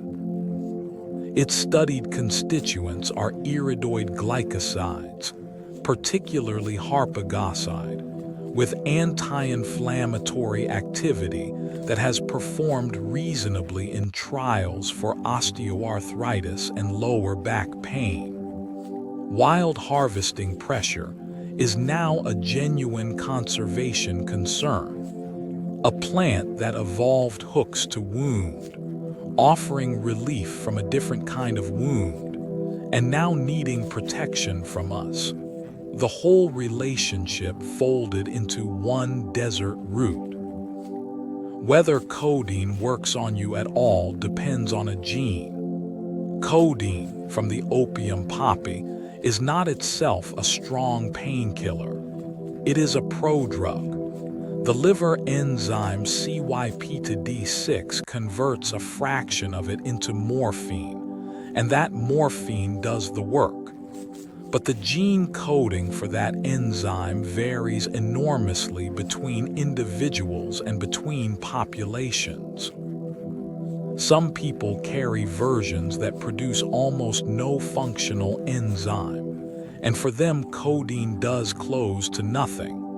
For generations they were disbelieved and told the pain must be in their heads. Others are ultra-rapid metabolizers, converting far more than expected, which can be dangerous and has caused deaths, particularly in children. This is pharmacogenetics, and it quietly dismantles an assumption that governed medicine for millennia. There is no such thing as the effect of a drug. There is only the effect of a drug in a particular body. Coffee makes painkillers work better, and nobody is entirely sure why. Caffeine is added to a great many over-the-counter analgesic preparations, and the practice is supported by evidence. Adding roughly 100 milligrams meaningfully increases the proportion of people who get good relief from the same dose of aspirin, paracetamol, or ibuprofen. The mechanisms proposed involve adenosine receptor blockade, effects on the descending pain-modulating pathways, and improved absorption.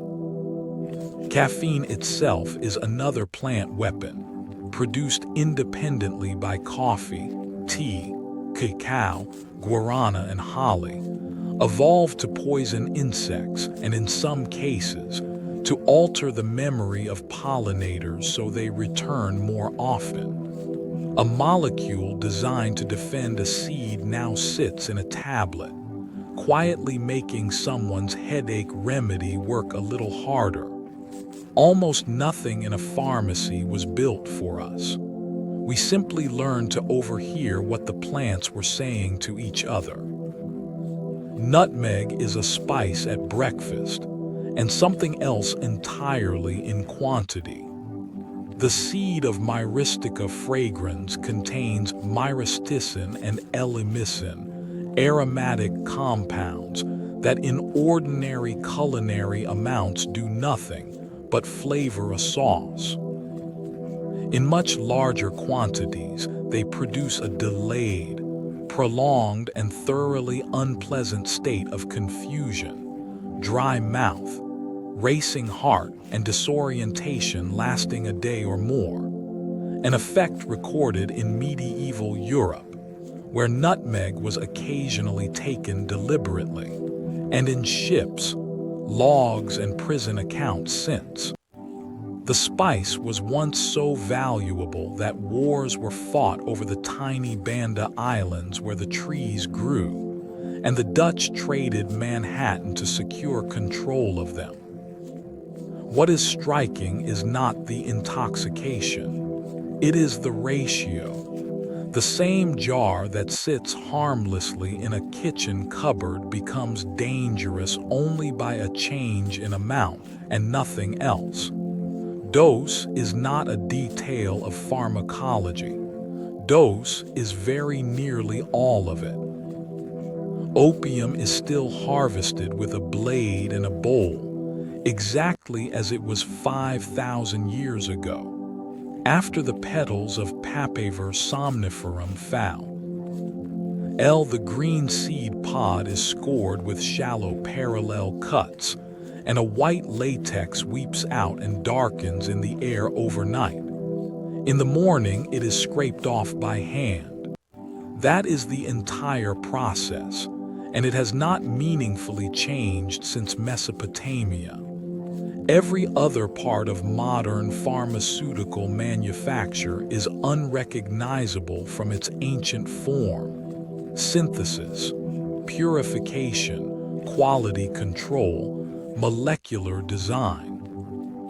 But the first step of one of the most important drug supplies on Earth is still a person, a curved knife, and a field at dawn.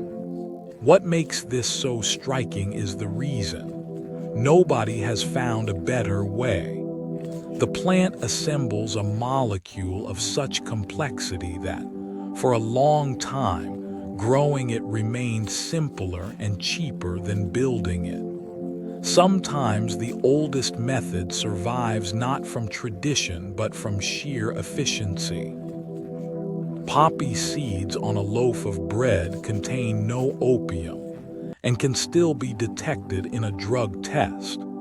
The seeds of Papaver somniferum produce none of the plant's alkaloids themselves. The chemistry is in the latex of the pod, not in the seed. But harvesting is a messy process, and trace amounts of that latex contaminate the seed surface, in quantities far too small to have any effect on a person and entirely sufficient to be picked up by sensitive urine testing hours later. Workplace and forensic testing thresholds have been raised specifically to account for the pastry problem. It is an oddly perfect illustration of what modern analytical chemistry can do. We can now detect a substance at concentrations utterly irrelevant to the body, which means we must constantly decide what counts as presence and what counts as meaning. Measurement has outrun significance. Laudanum was in nearly every Victorian household, including the nursery. A tincture of opium and alcohol, laudanum was cheap, unregulated, and sold by grocers and general stores across 19th century Britain and America. It was taken for coughs, for period pain, for diarrhea, for grief, for sleeplessness. Preparations marketed for infants, with names that promised soothing and quiet, contained real opiates in unpredictable quantities, and were given to teething babies and to children whose mothers were working long factory shifts. The infant mortality consequences were substantial and were noticed at the time. This is where the whole story turns dark, and it is important not to hurry past it. The relief of suffering and the creation of new suffering came out of the same bottle. Everything we now call regulation, labeling, dosing standards, prescription control, was written afterward, in response to exactly this, and much of it was written in the language of harm already done. Heroin was a brand name, and it was sold as a safer alternative to morphine. In 1898, the Bayer Company began marketing diacetyl morphine under the trade name heroin, promoting it as a cough suppressant and as a treatment for morphine addiction with supposedly minimal dependence potential.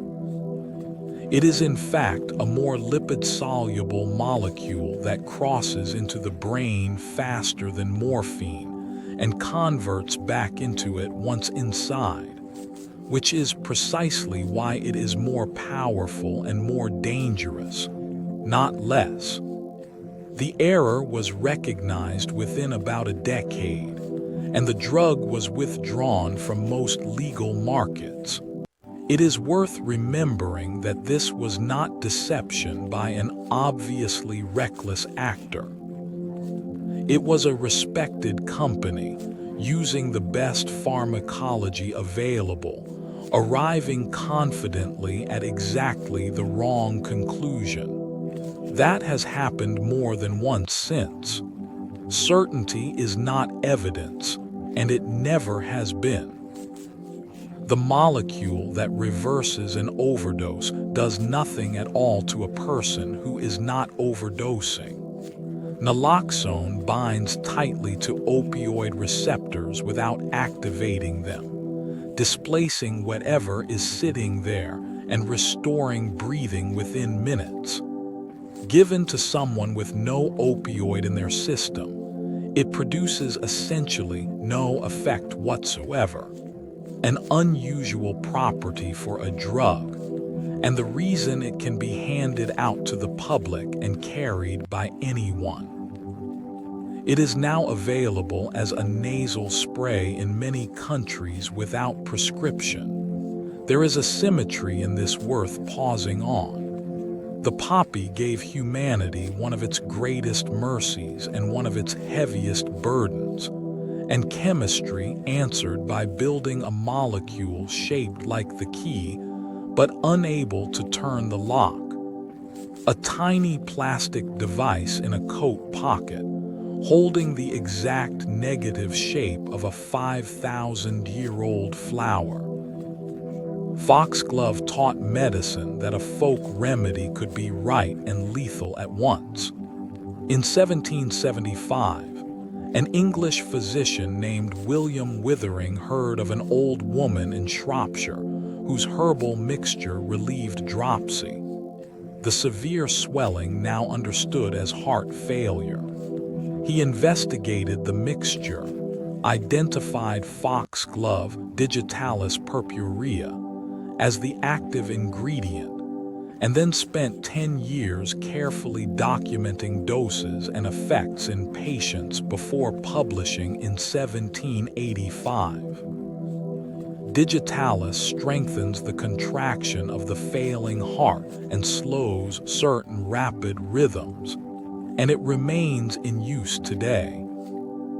It is also profoundly toxic in excess, producing nausea, disturbed vision with yellow-green halos, and fatal arrhythmias. Withering's real contribution was not the plant.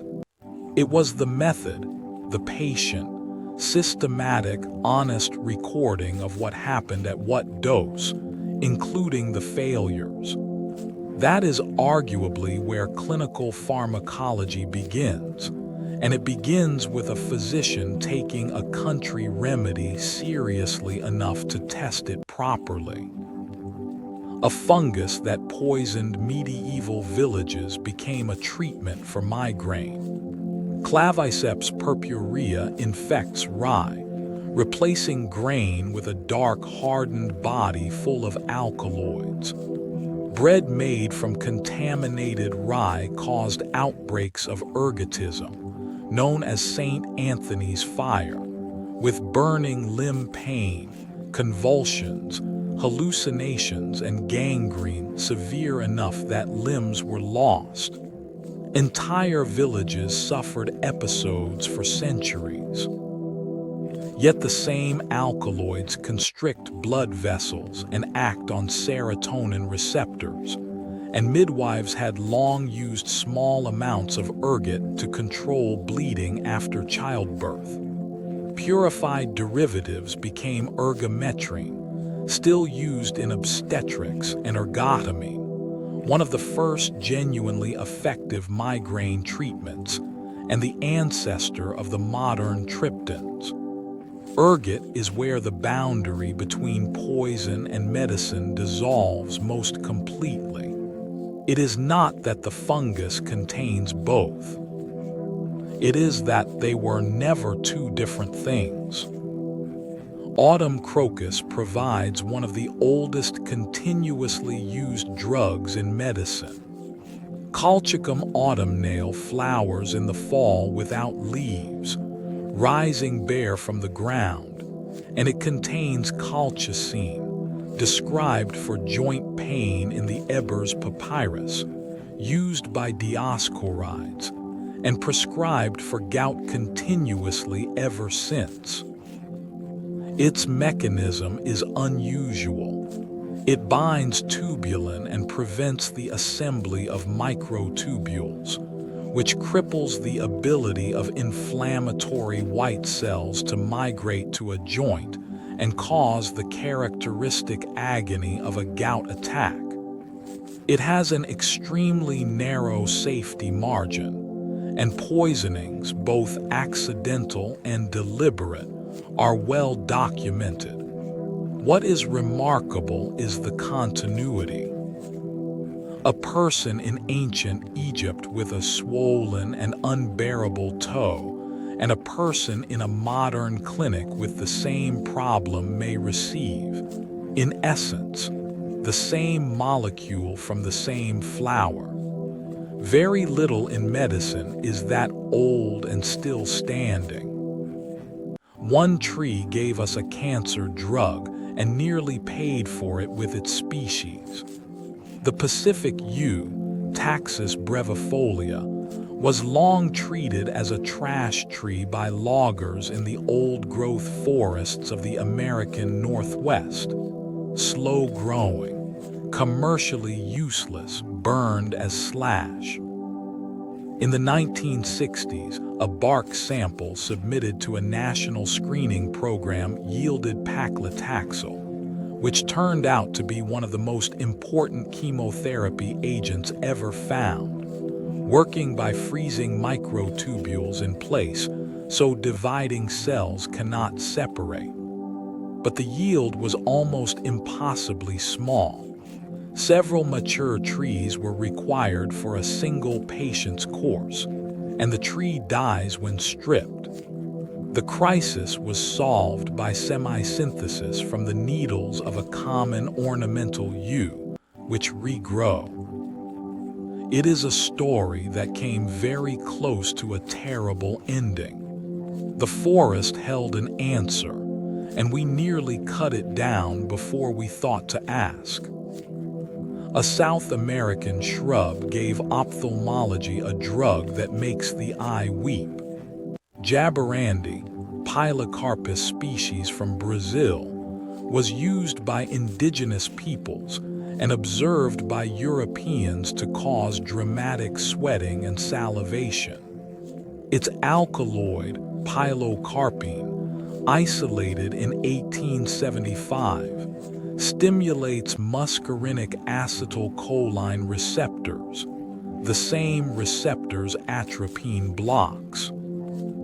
In the eye, it constricts the pupil and improves the drainage of fluid, which made it a mainstay in the treatment of glaucoma for over a century. It is also used to relieve severe dry mouth in patients after radiation treatment or with autoimmune disease. Notice how often this same small set of receptors keeps reappearing in this story. Mandrake blocks them. Betel nut stimulates them. The calabar bean floods them. Jaborandi turns them on directly. 4 plants from 4 continents, all reaching for the same handful of switches, because in the end there are only so many switches to reach for. In 1965, 2 researchers proposed that pain has a gate, and it changed everything. Ronald Melzack and Patrick Wall published a theory suggesting that the spinal cord contains a mechanism that can allow or block pain signals from ascending, and that this gate is influenced by other incoming sensations and by signals descending from the brain. It explained something everyone had always known and nobody could account for: why rubbing an injured elbow helps. The large touch fibers, which conduct faster, effectively crowd the gate and reduce the passage of the slower pain signals. The details of the original model have been revised considerably. Its central insight has held completely. Pain is not a wire from an injury to a mind. It is traffic through a series of checkpoints, every one of which can be influenced. Every counter-irritant, every menthol rub, every warm hand placed on a hurt is working at that gate.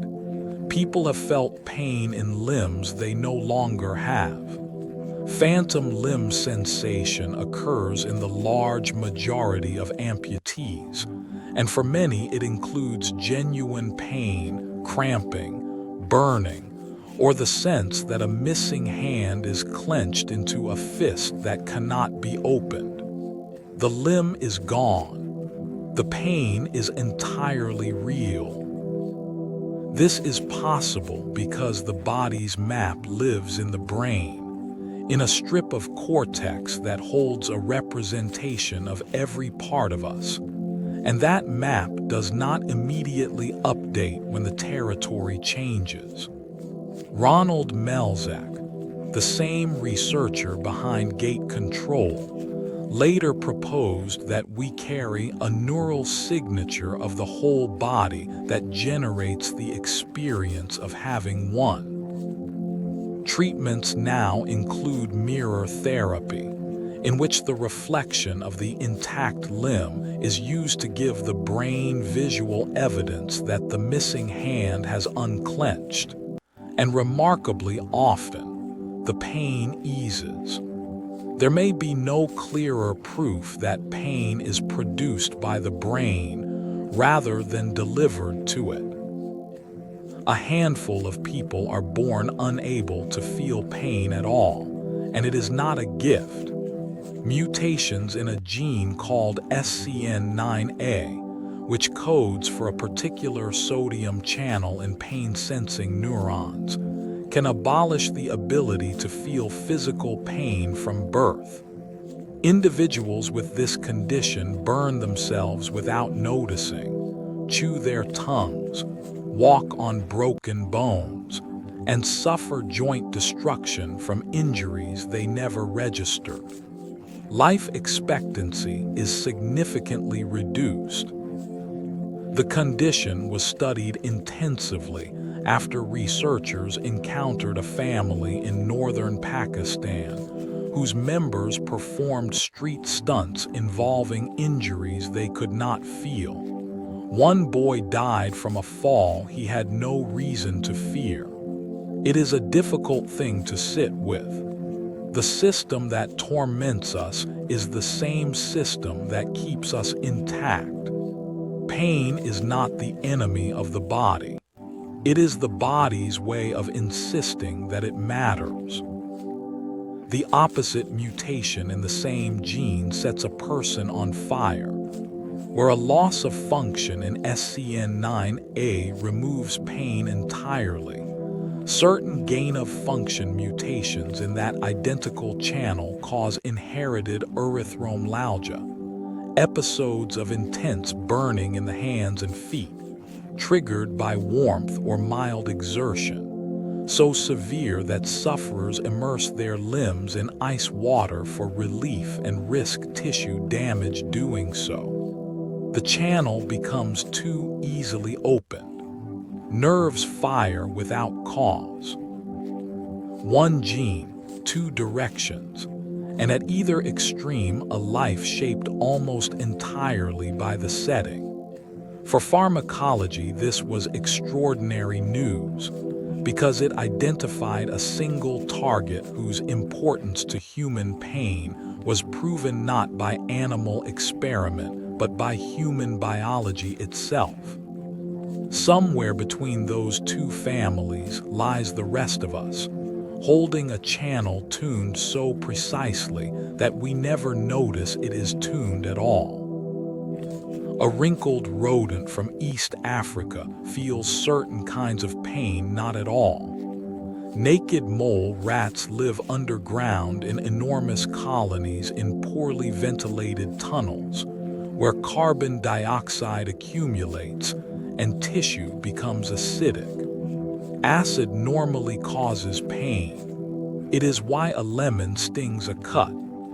These animals appear largely indifferent to it, because a small change in one of their sodium channels means acid actually silences their pain neurons instead of exciting them. They are also insensitive to capsaicin, resistant to certain cancers, and extraordinarily long-lived for their size. Studying them is not an idle curiosity. It is a way of asking which parts of the pain system are essential and which are merely inherited. Evolution has run this experiment many times quietly in the dark, without any intention of teaching us anything. We are only now learning to read the results. Acupuncture's most measurable effect is that it makes the body release its own opioids.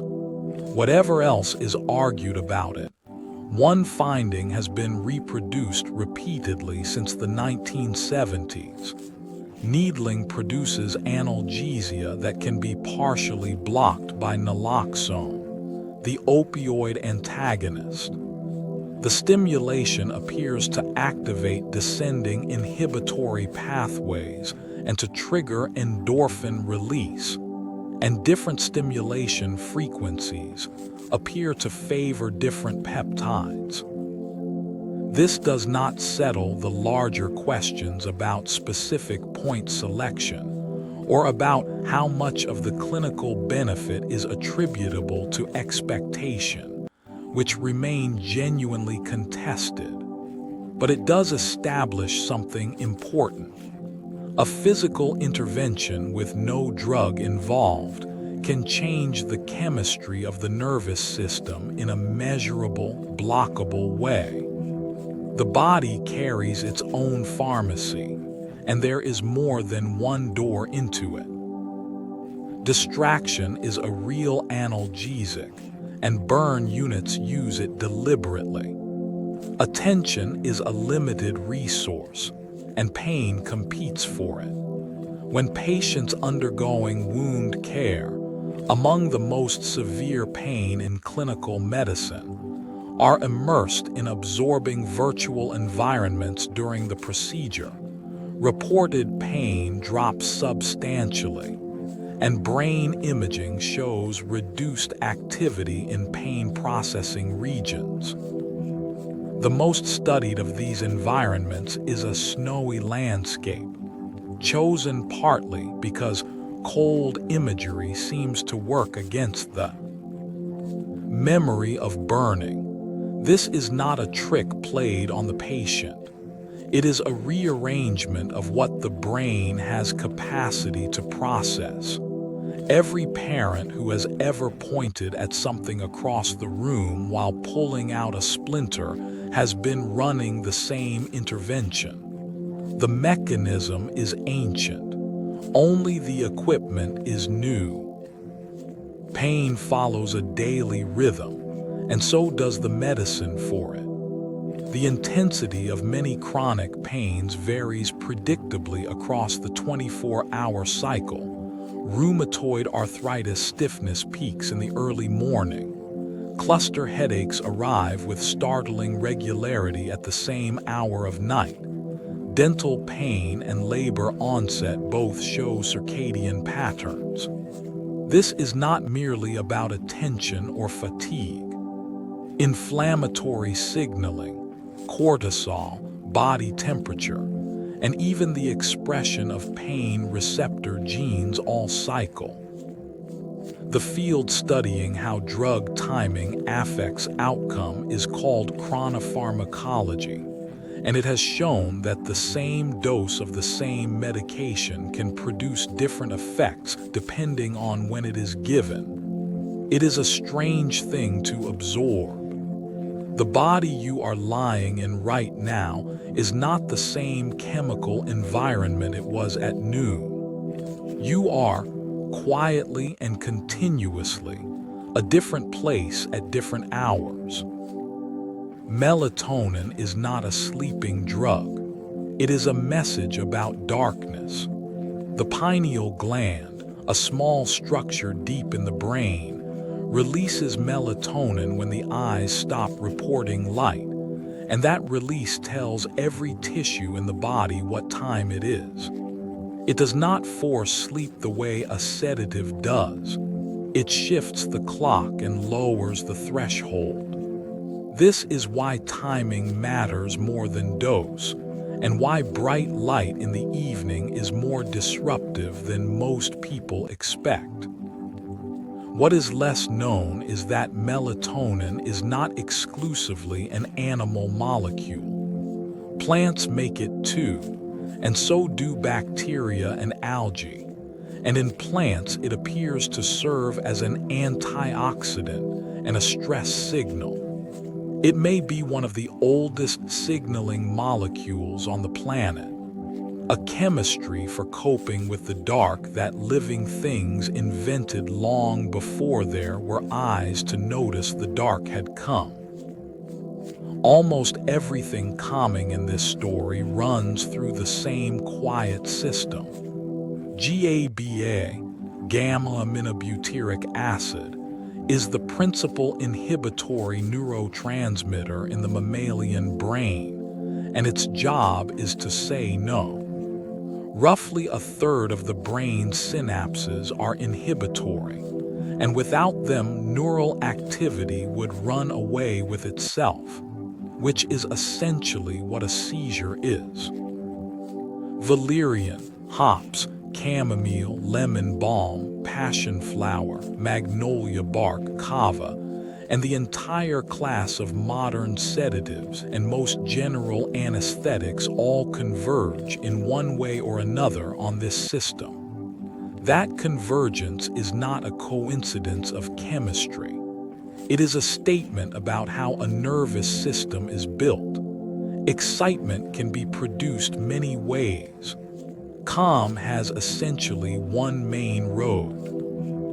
When you feel yourself settling towards sleep, that is inhibition doing its work, the brain not stopping but declining, cell by cell, to continue.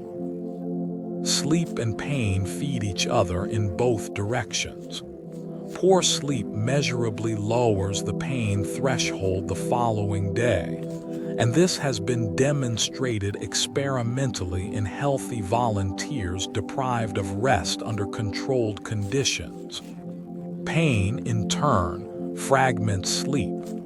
The loop closes and it tightens, and this is one of the reasons chronic pain is so difficult to break. The exhaustion is not merely a consequence of the pain, it is an ingredient in it. Research on sleep deprivation has shown amplified activity in pain processing regions of the brain alongside reduced activity in areas that normally damp the signal, which means that rest is not simply recovery from a hard day. It is an active analgesic, quietly repairing the machinery that decides how much anything is allowed to hurt. There is a reason so many of the plants in this story were used for sleeplessness and pain alike. The people using them had noticed. Most of the world's plants have never been chemically examined. There are somewhere around 400,000 known species of vascular plants, and only a small fraction have been screened in any systematic way for pharmacologically active compounds.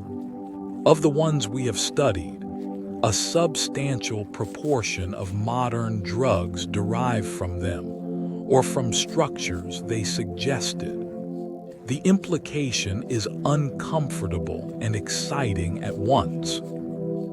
The chemistry that will treat conditions we currently cannot treat is statistically speaking, probably already growing somewhere in a cloud forest, on a limestone outcrop, in a river margin that has never been surveyed, and species are being lost faster than they are being cataloged. It is a reminder that the loss of biodiversity is not only an aesthetic or ethical matter. It is also, very literally, the burning of a library that we have never read. The knowledge is usually older than the discovery, and it usually belonged to someone. Nearly every plant in this entire story arrived in a laboratory because a community somewhere already knew what it did. The Andes knew about Coca, the Amazon knew about Curare, West Africa knew about the Calabar bean, Brazil knew about Jaborandi, the Kalahari knew about devil's claw. For most of the history of pharmacology, that knowledge was taken without acknowledgement, credit, or compensation, and the resulting patents and profits flowed elsewhere entirely. The Nagoya Protocol, adopted in 2010, is an international attempt to change that, requiring consent and benefit sharing for the use of genetic resources and associated traditional knowledge. Implementation is uneven and contested, but the underlying recognition is overdue and simple. Discovery is often just the last step of a very long noticing done by people whose names were never written down. Aloe holds its own first aid kit in a leaf.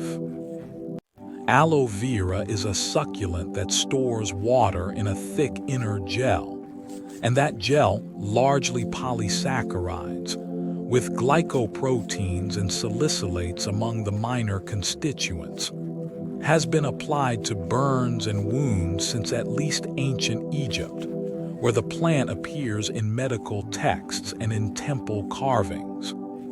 The evidence for minor burns and superficial wounds is reasonably supportive. It hydrates, forms a protective layer, and appears to modestly accelerate healing. Just beneath the skin of the leaf, however, sits a bitter yellow latex containing anthraquinones, a powerful laxative with real risks, and the two must be separated carefully. This is worth noticing. Even the gentlest plant in a garden keeps its own boundary between the part that soothes and the part that does not. The soothing part is always on the inside, past something bitter. Witch hazel blooms in winter and closes wounds in summer. Hamamelis virginiana is an unusual shrub of eastern North American forests that flowers in late autumn and winter, spidery yellow petals opening when almost nothing else will, and it flings its seeds explosively when the capsules dry. Indigenous peoples of the region used decoctions of its bark and leaves for swelling, bruises, and inflamed skin, and settlers adopted it so thoroughly that distilled witch hazel became one of the few herbal preparations to survive continuously in ordinary bathroom cabinets to this day. Its activity comes from tannins, astringent compounds that bind proteins and cause tissue to contract, reducing weeping and minor bleeding. There is no mystery in it and no great potency. It is simply a plant that does one modest thing reliably, for centuries, without ever being fashionable. Some remedies endure by being spectacular. This one endured by being useful. Absinthe was blamed for a madness its wormhood probably did not cause. Artemisia absinthium is intensely bitter. The word wormhood has become a synonym for bitterness, and it contains thujone, a compound that in high doses interferes with GABAA receptors and can provoke convulsions. In the late 19th century, absinthe was accused of driving a generation of European artists and workers insane, and it was banned across much of the continent. Later analysis of preserved period bottles found thujone concentrations far too low to explain any of it. The likelier culprits were the sheer alcoholic strength of the drink, adulteration with cheap toxic additives, and a public anxiety looking for a shape to take.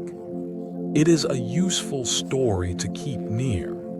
A plant can be convicted on the strength of a mood, and the correction may take 100 years to arrive.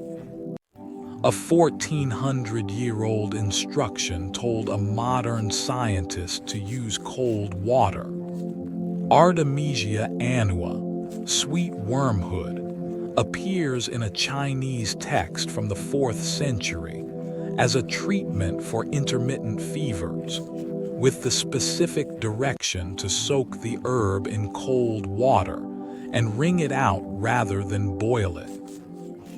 In the 1970s, the pharmacologist Tu Yaoyu, working through classical sources during a search for malaria treatments, had repeatedly failed to extract an active compound using conventional heated methods. She returned to the old instruction, switched to a low-temperature extraction, and isolated artemisinin, now the foundation of the standard treatment for malaria worldwide, credited with saving millions of lives. She received the Nobel Prize in 2015. The molecule was heat-sensitive.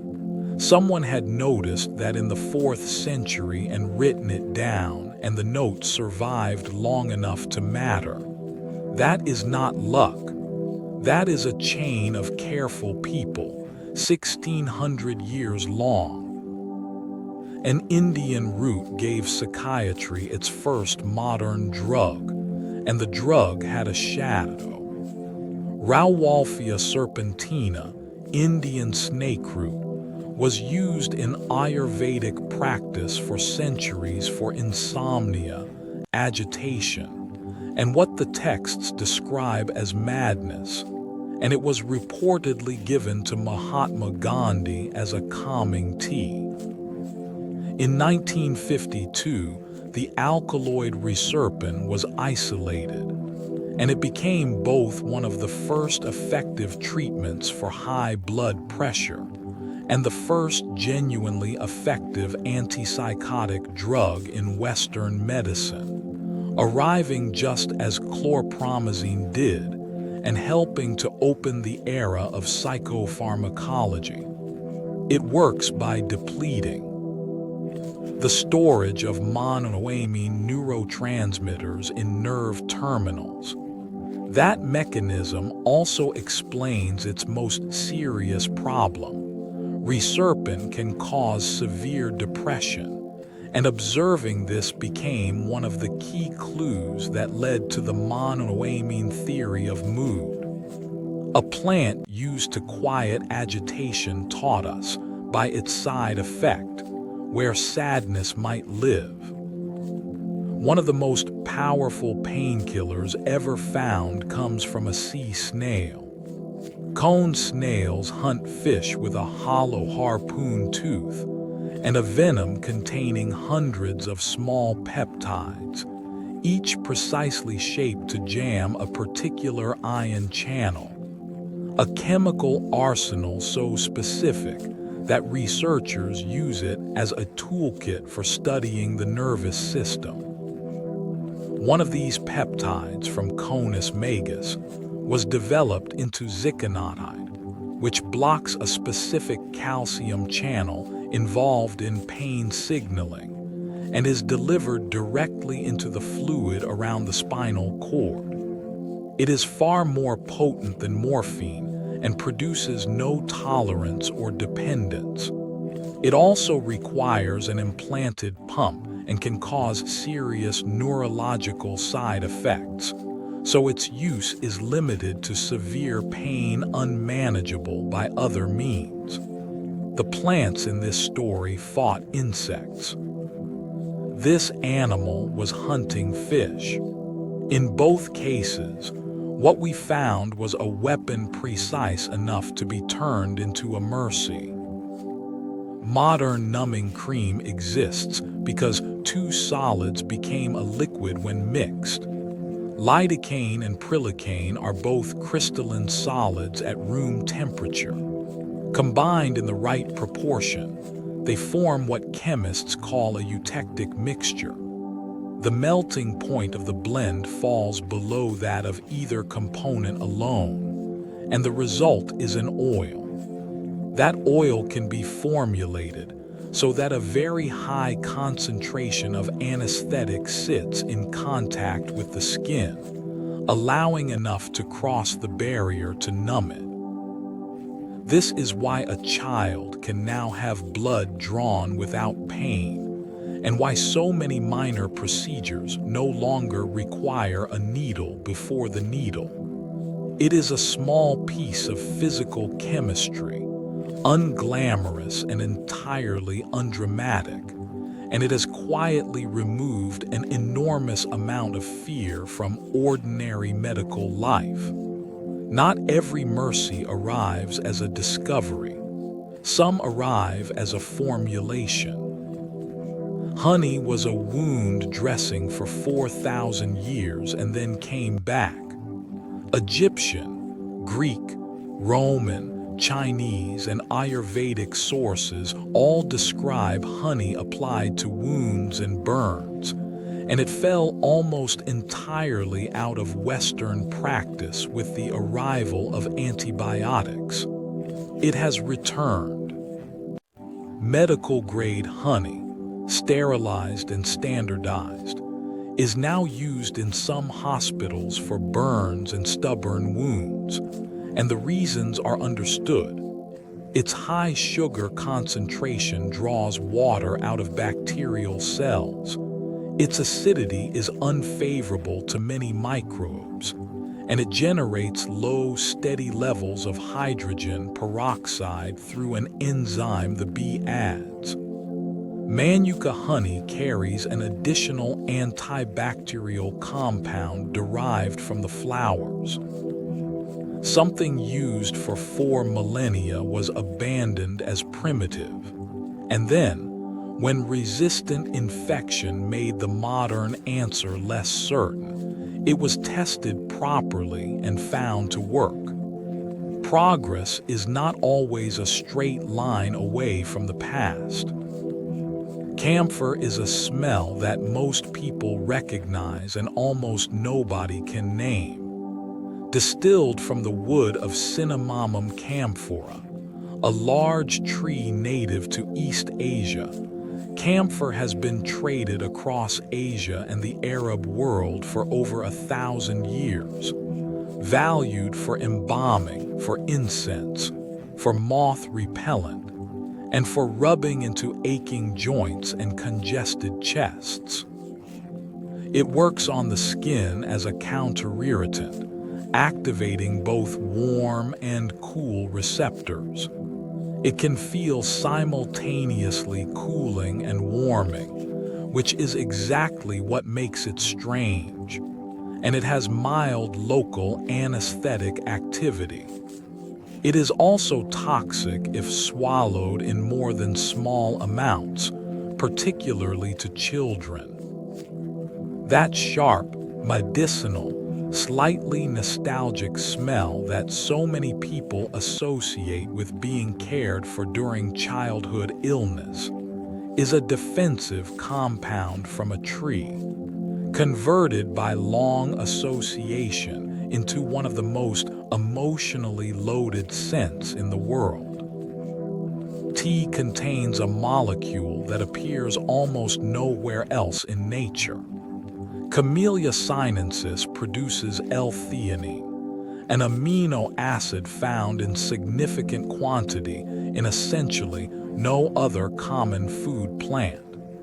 It crosses into the brain and appears to increase alpha wave activity, the electrical rhythm associated with relaxed, unfocused wakefulness, while modulating glutamate and GABA signaling. This is thought to underlie the particular quality of tea's effect, which regular drinkers describe as alertness without agitation, quite unlike coffee's sharper edge. The caffeine excites, the theanine smooths.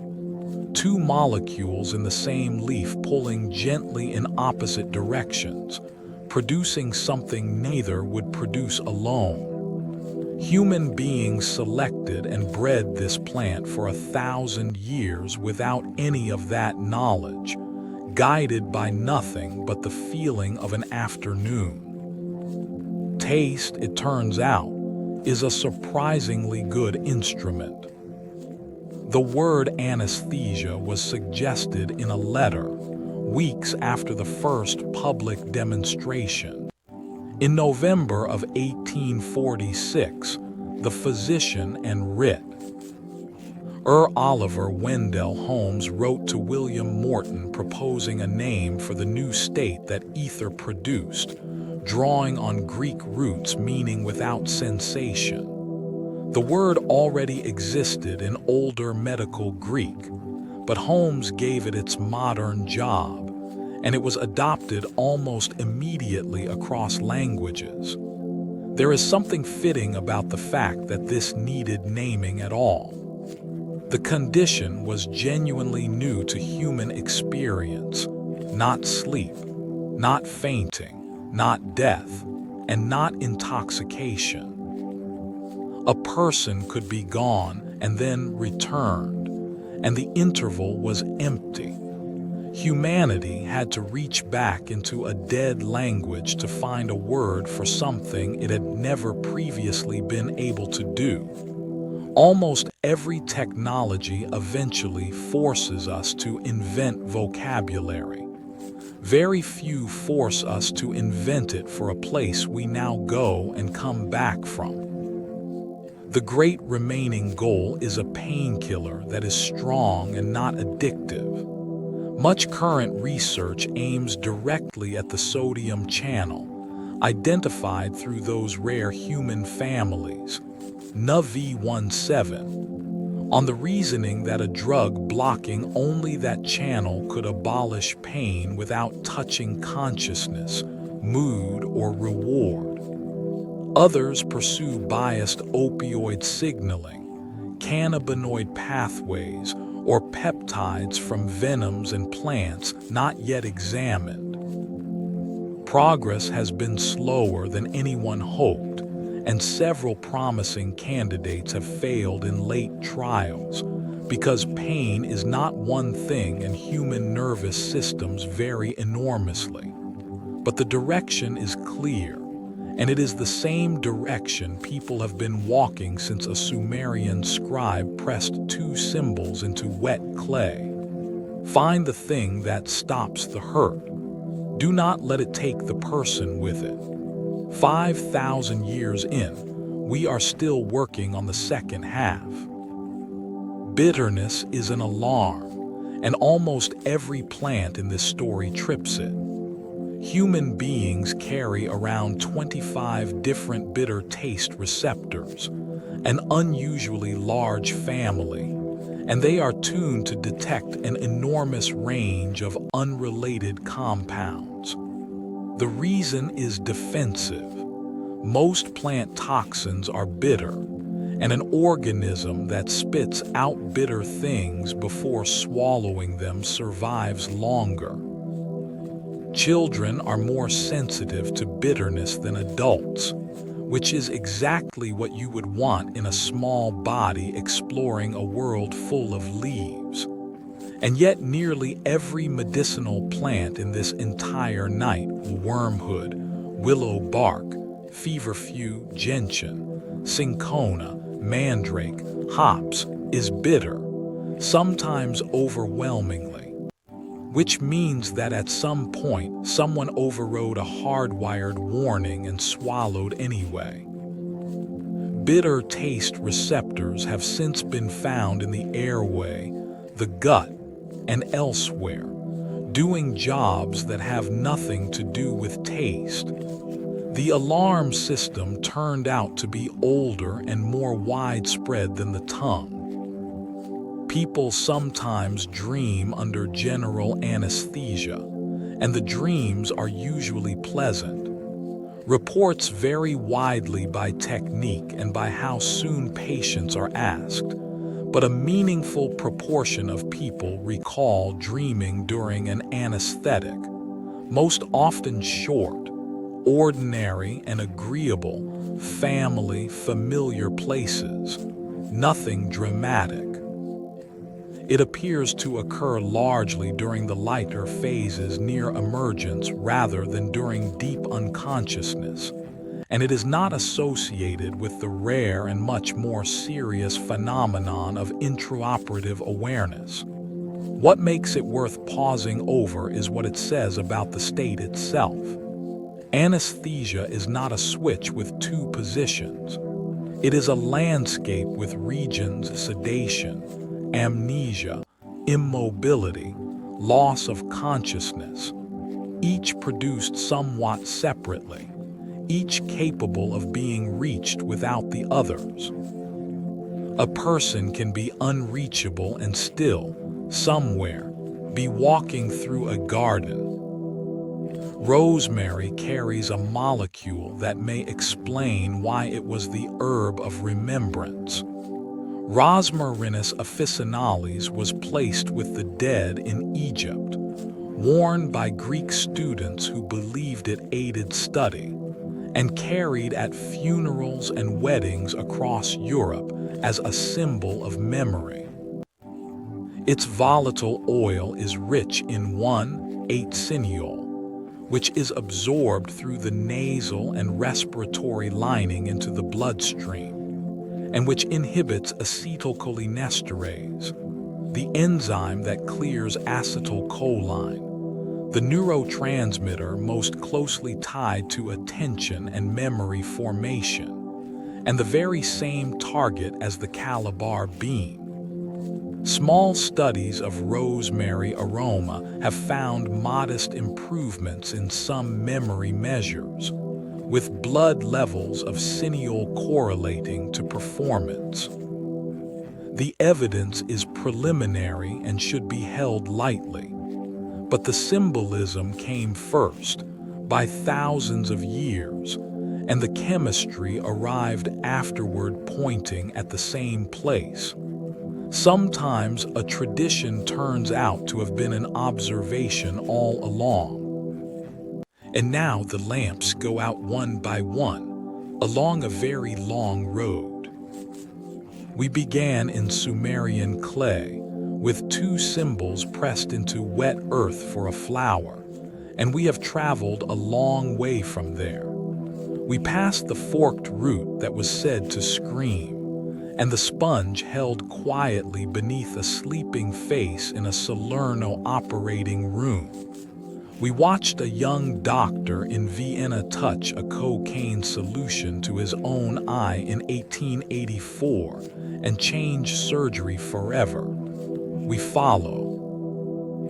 A poison from the Amazon along a dart, and then along a century, until it lay on a tray in Montreal. We stood in the Ether Dome on an October morning, while a man slept through the unthinkable, and a surgeon told the room that this was no humbug.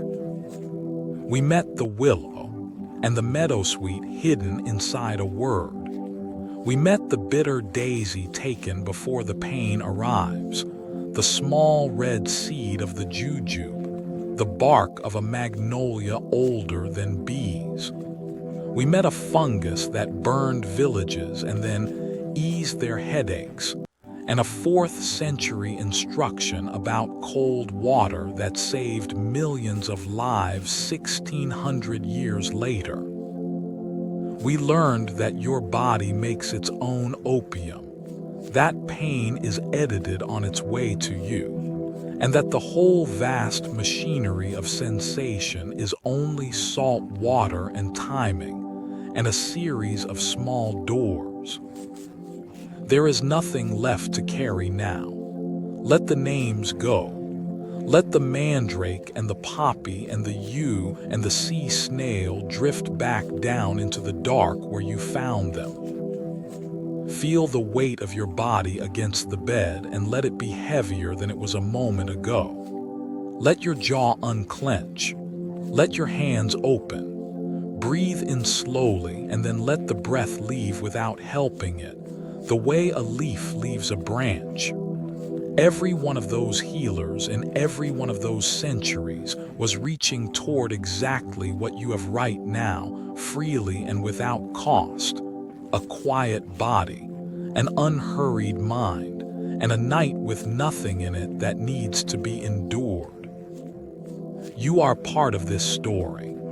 The same channels, the same messengers, the same ancient chemistry runs through you as through everyone who ever chewed a bitter bark in the dark and hoped. You are the reason all of it was worth finding. If you enjoyed this gentle journey, I invite you to like, subscribe, or share a thought below. It helps others find their way here too, one sleepy soul at a time. And if you are somehow still awake, there may be another journey waiting for you on the screen, ready to begin whenever you are. Sleep well and good night.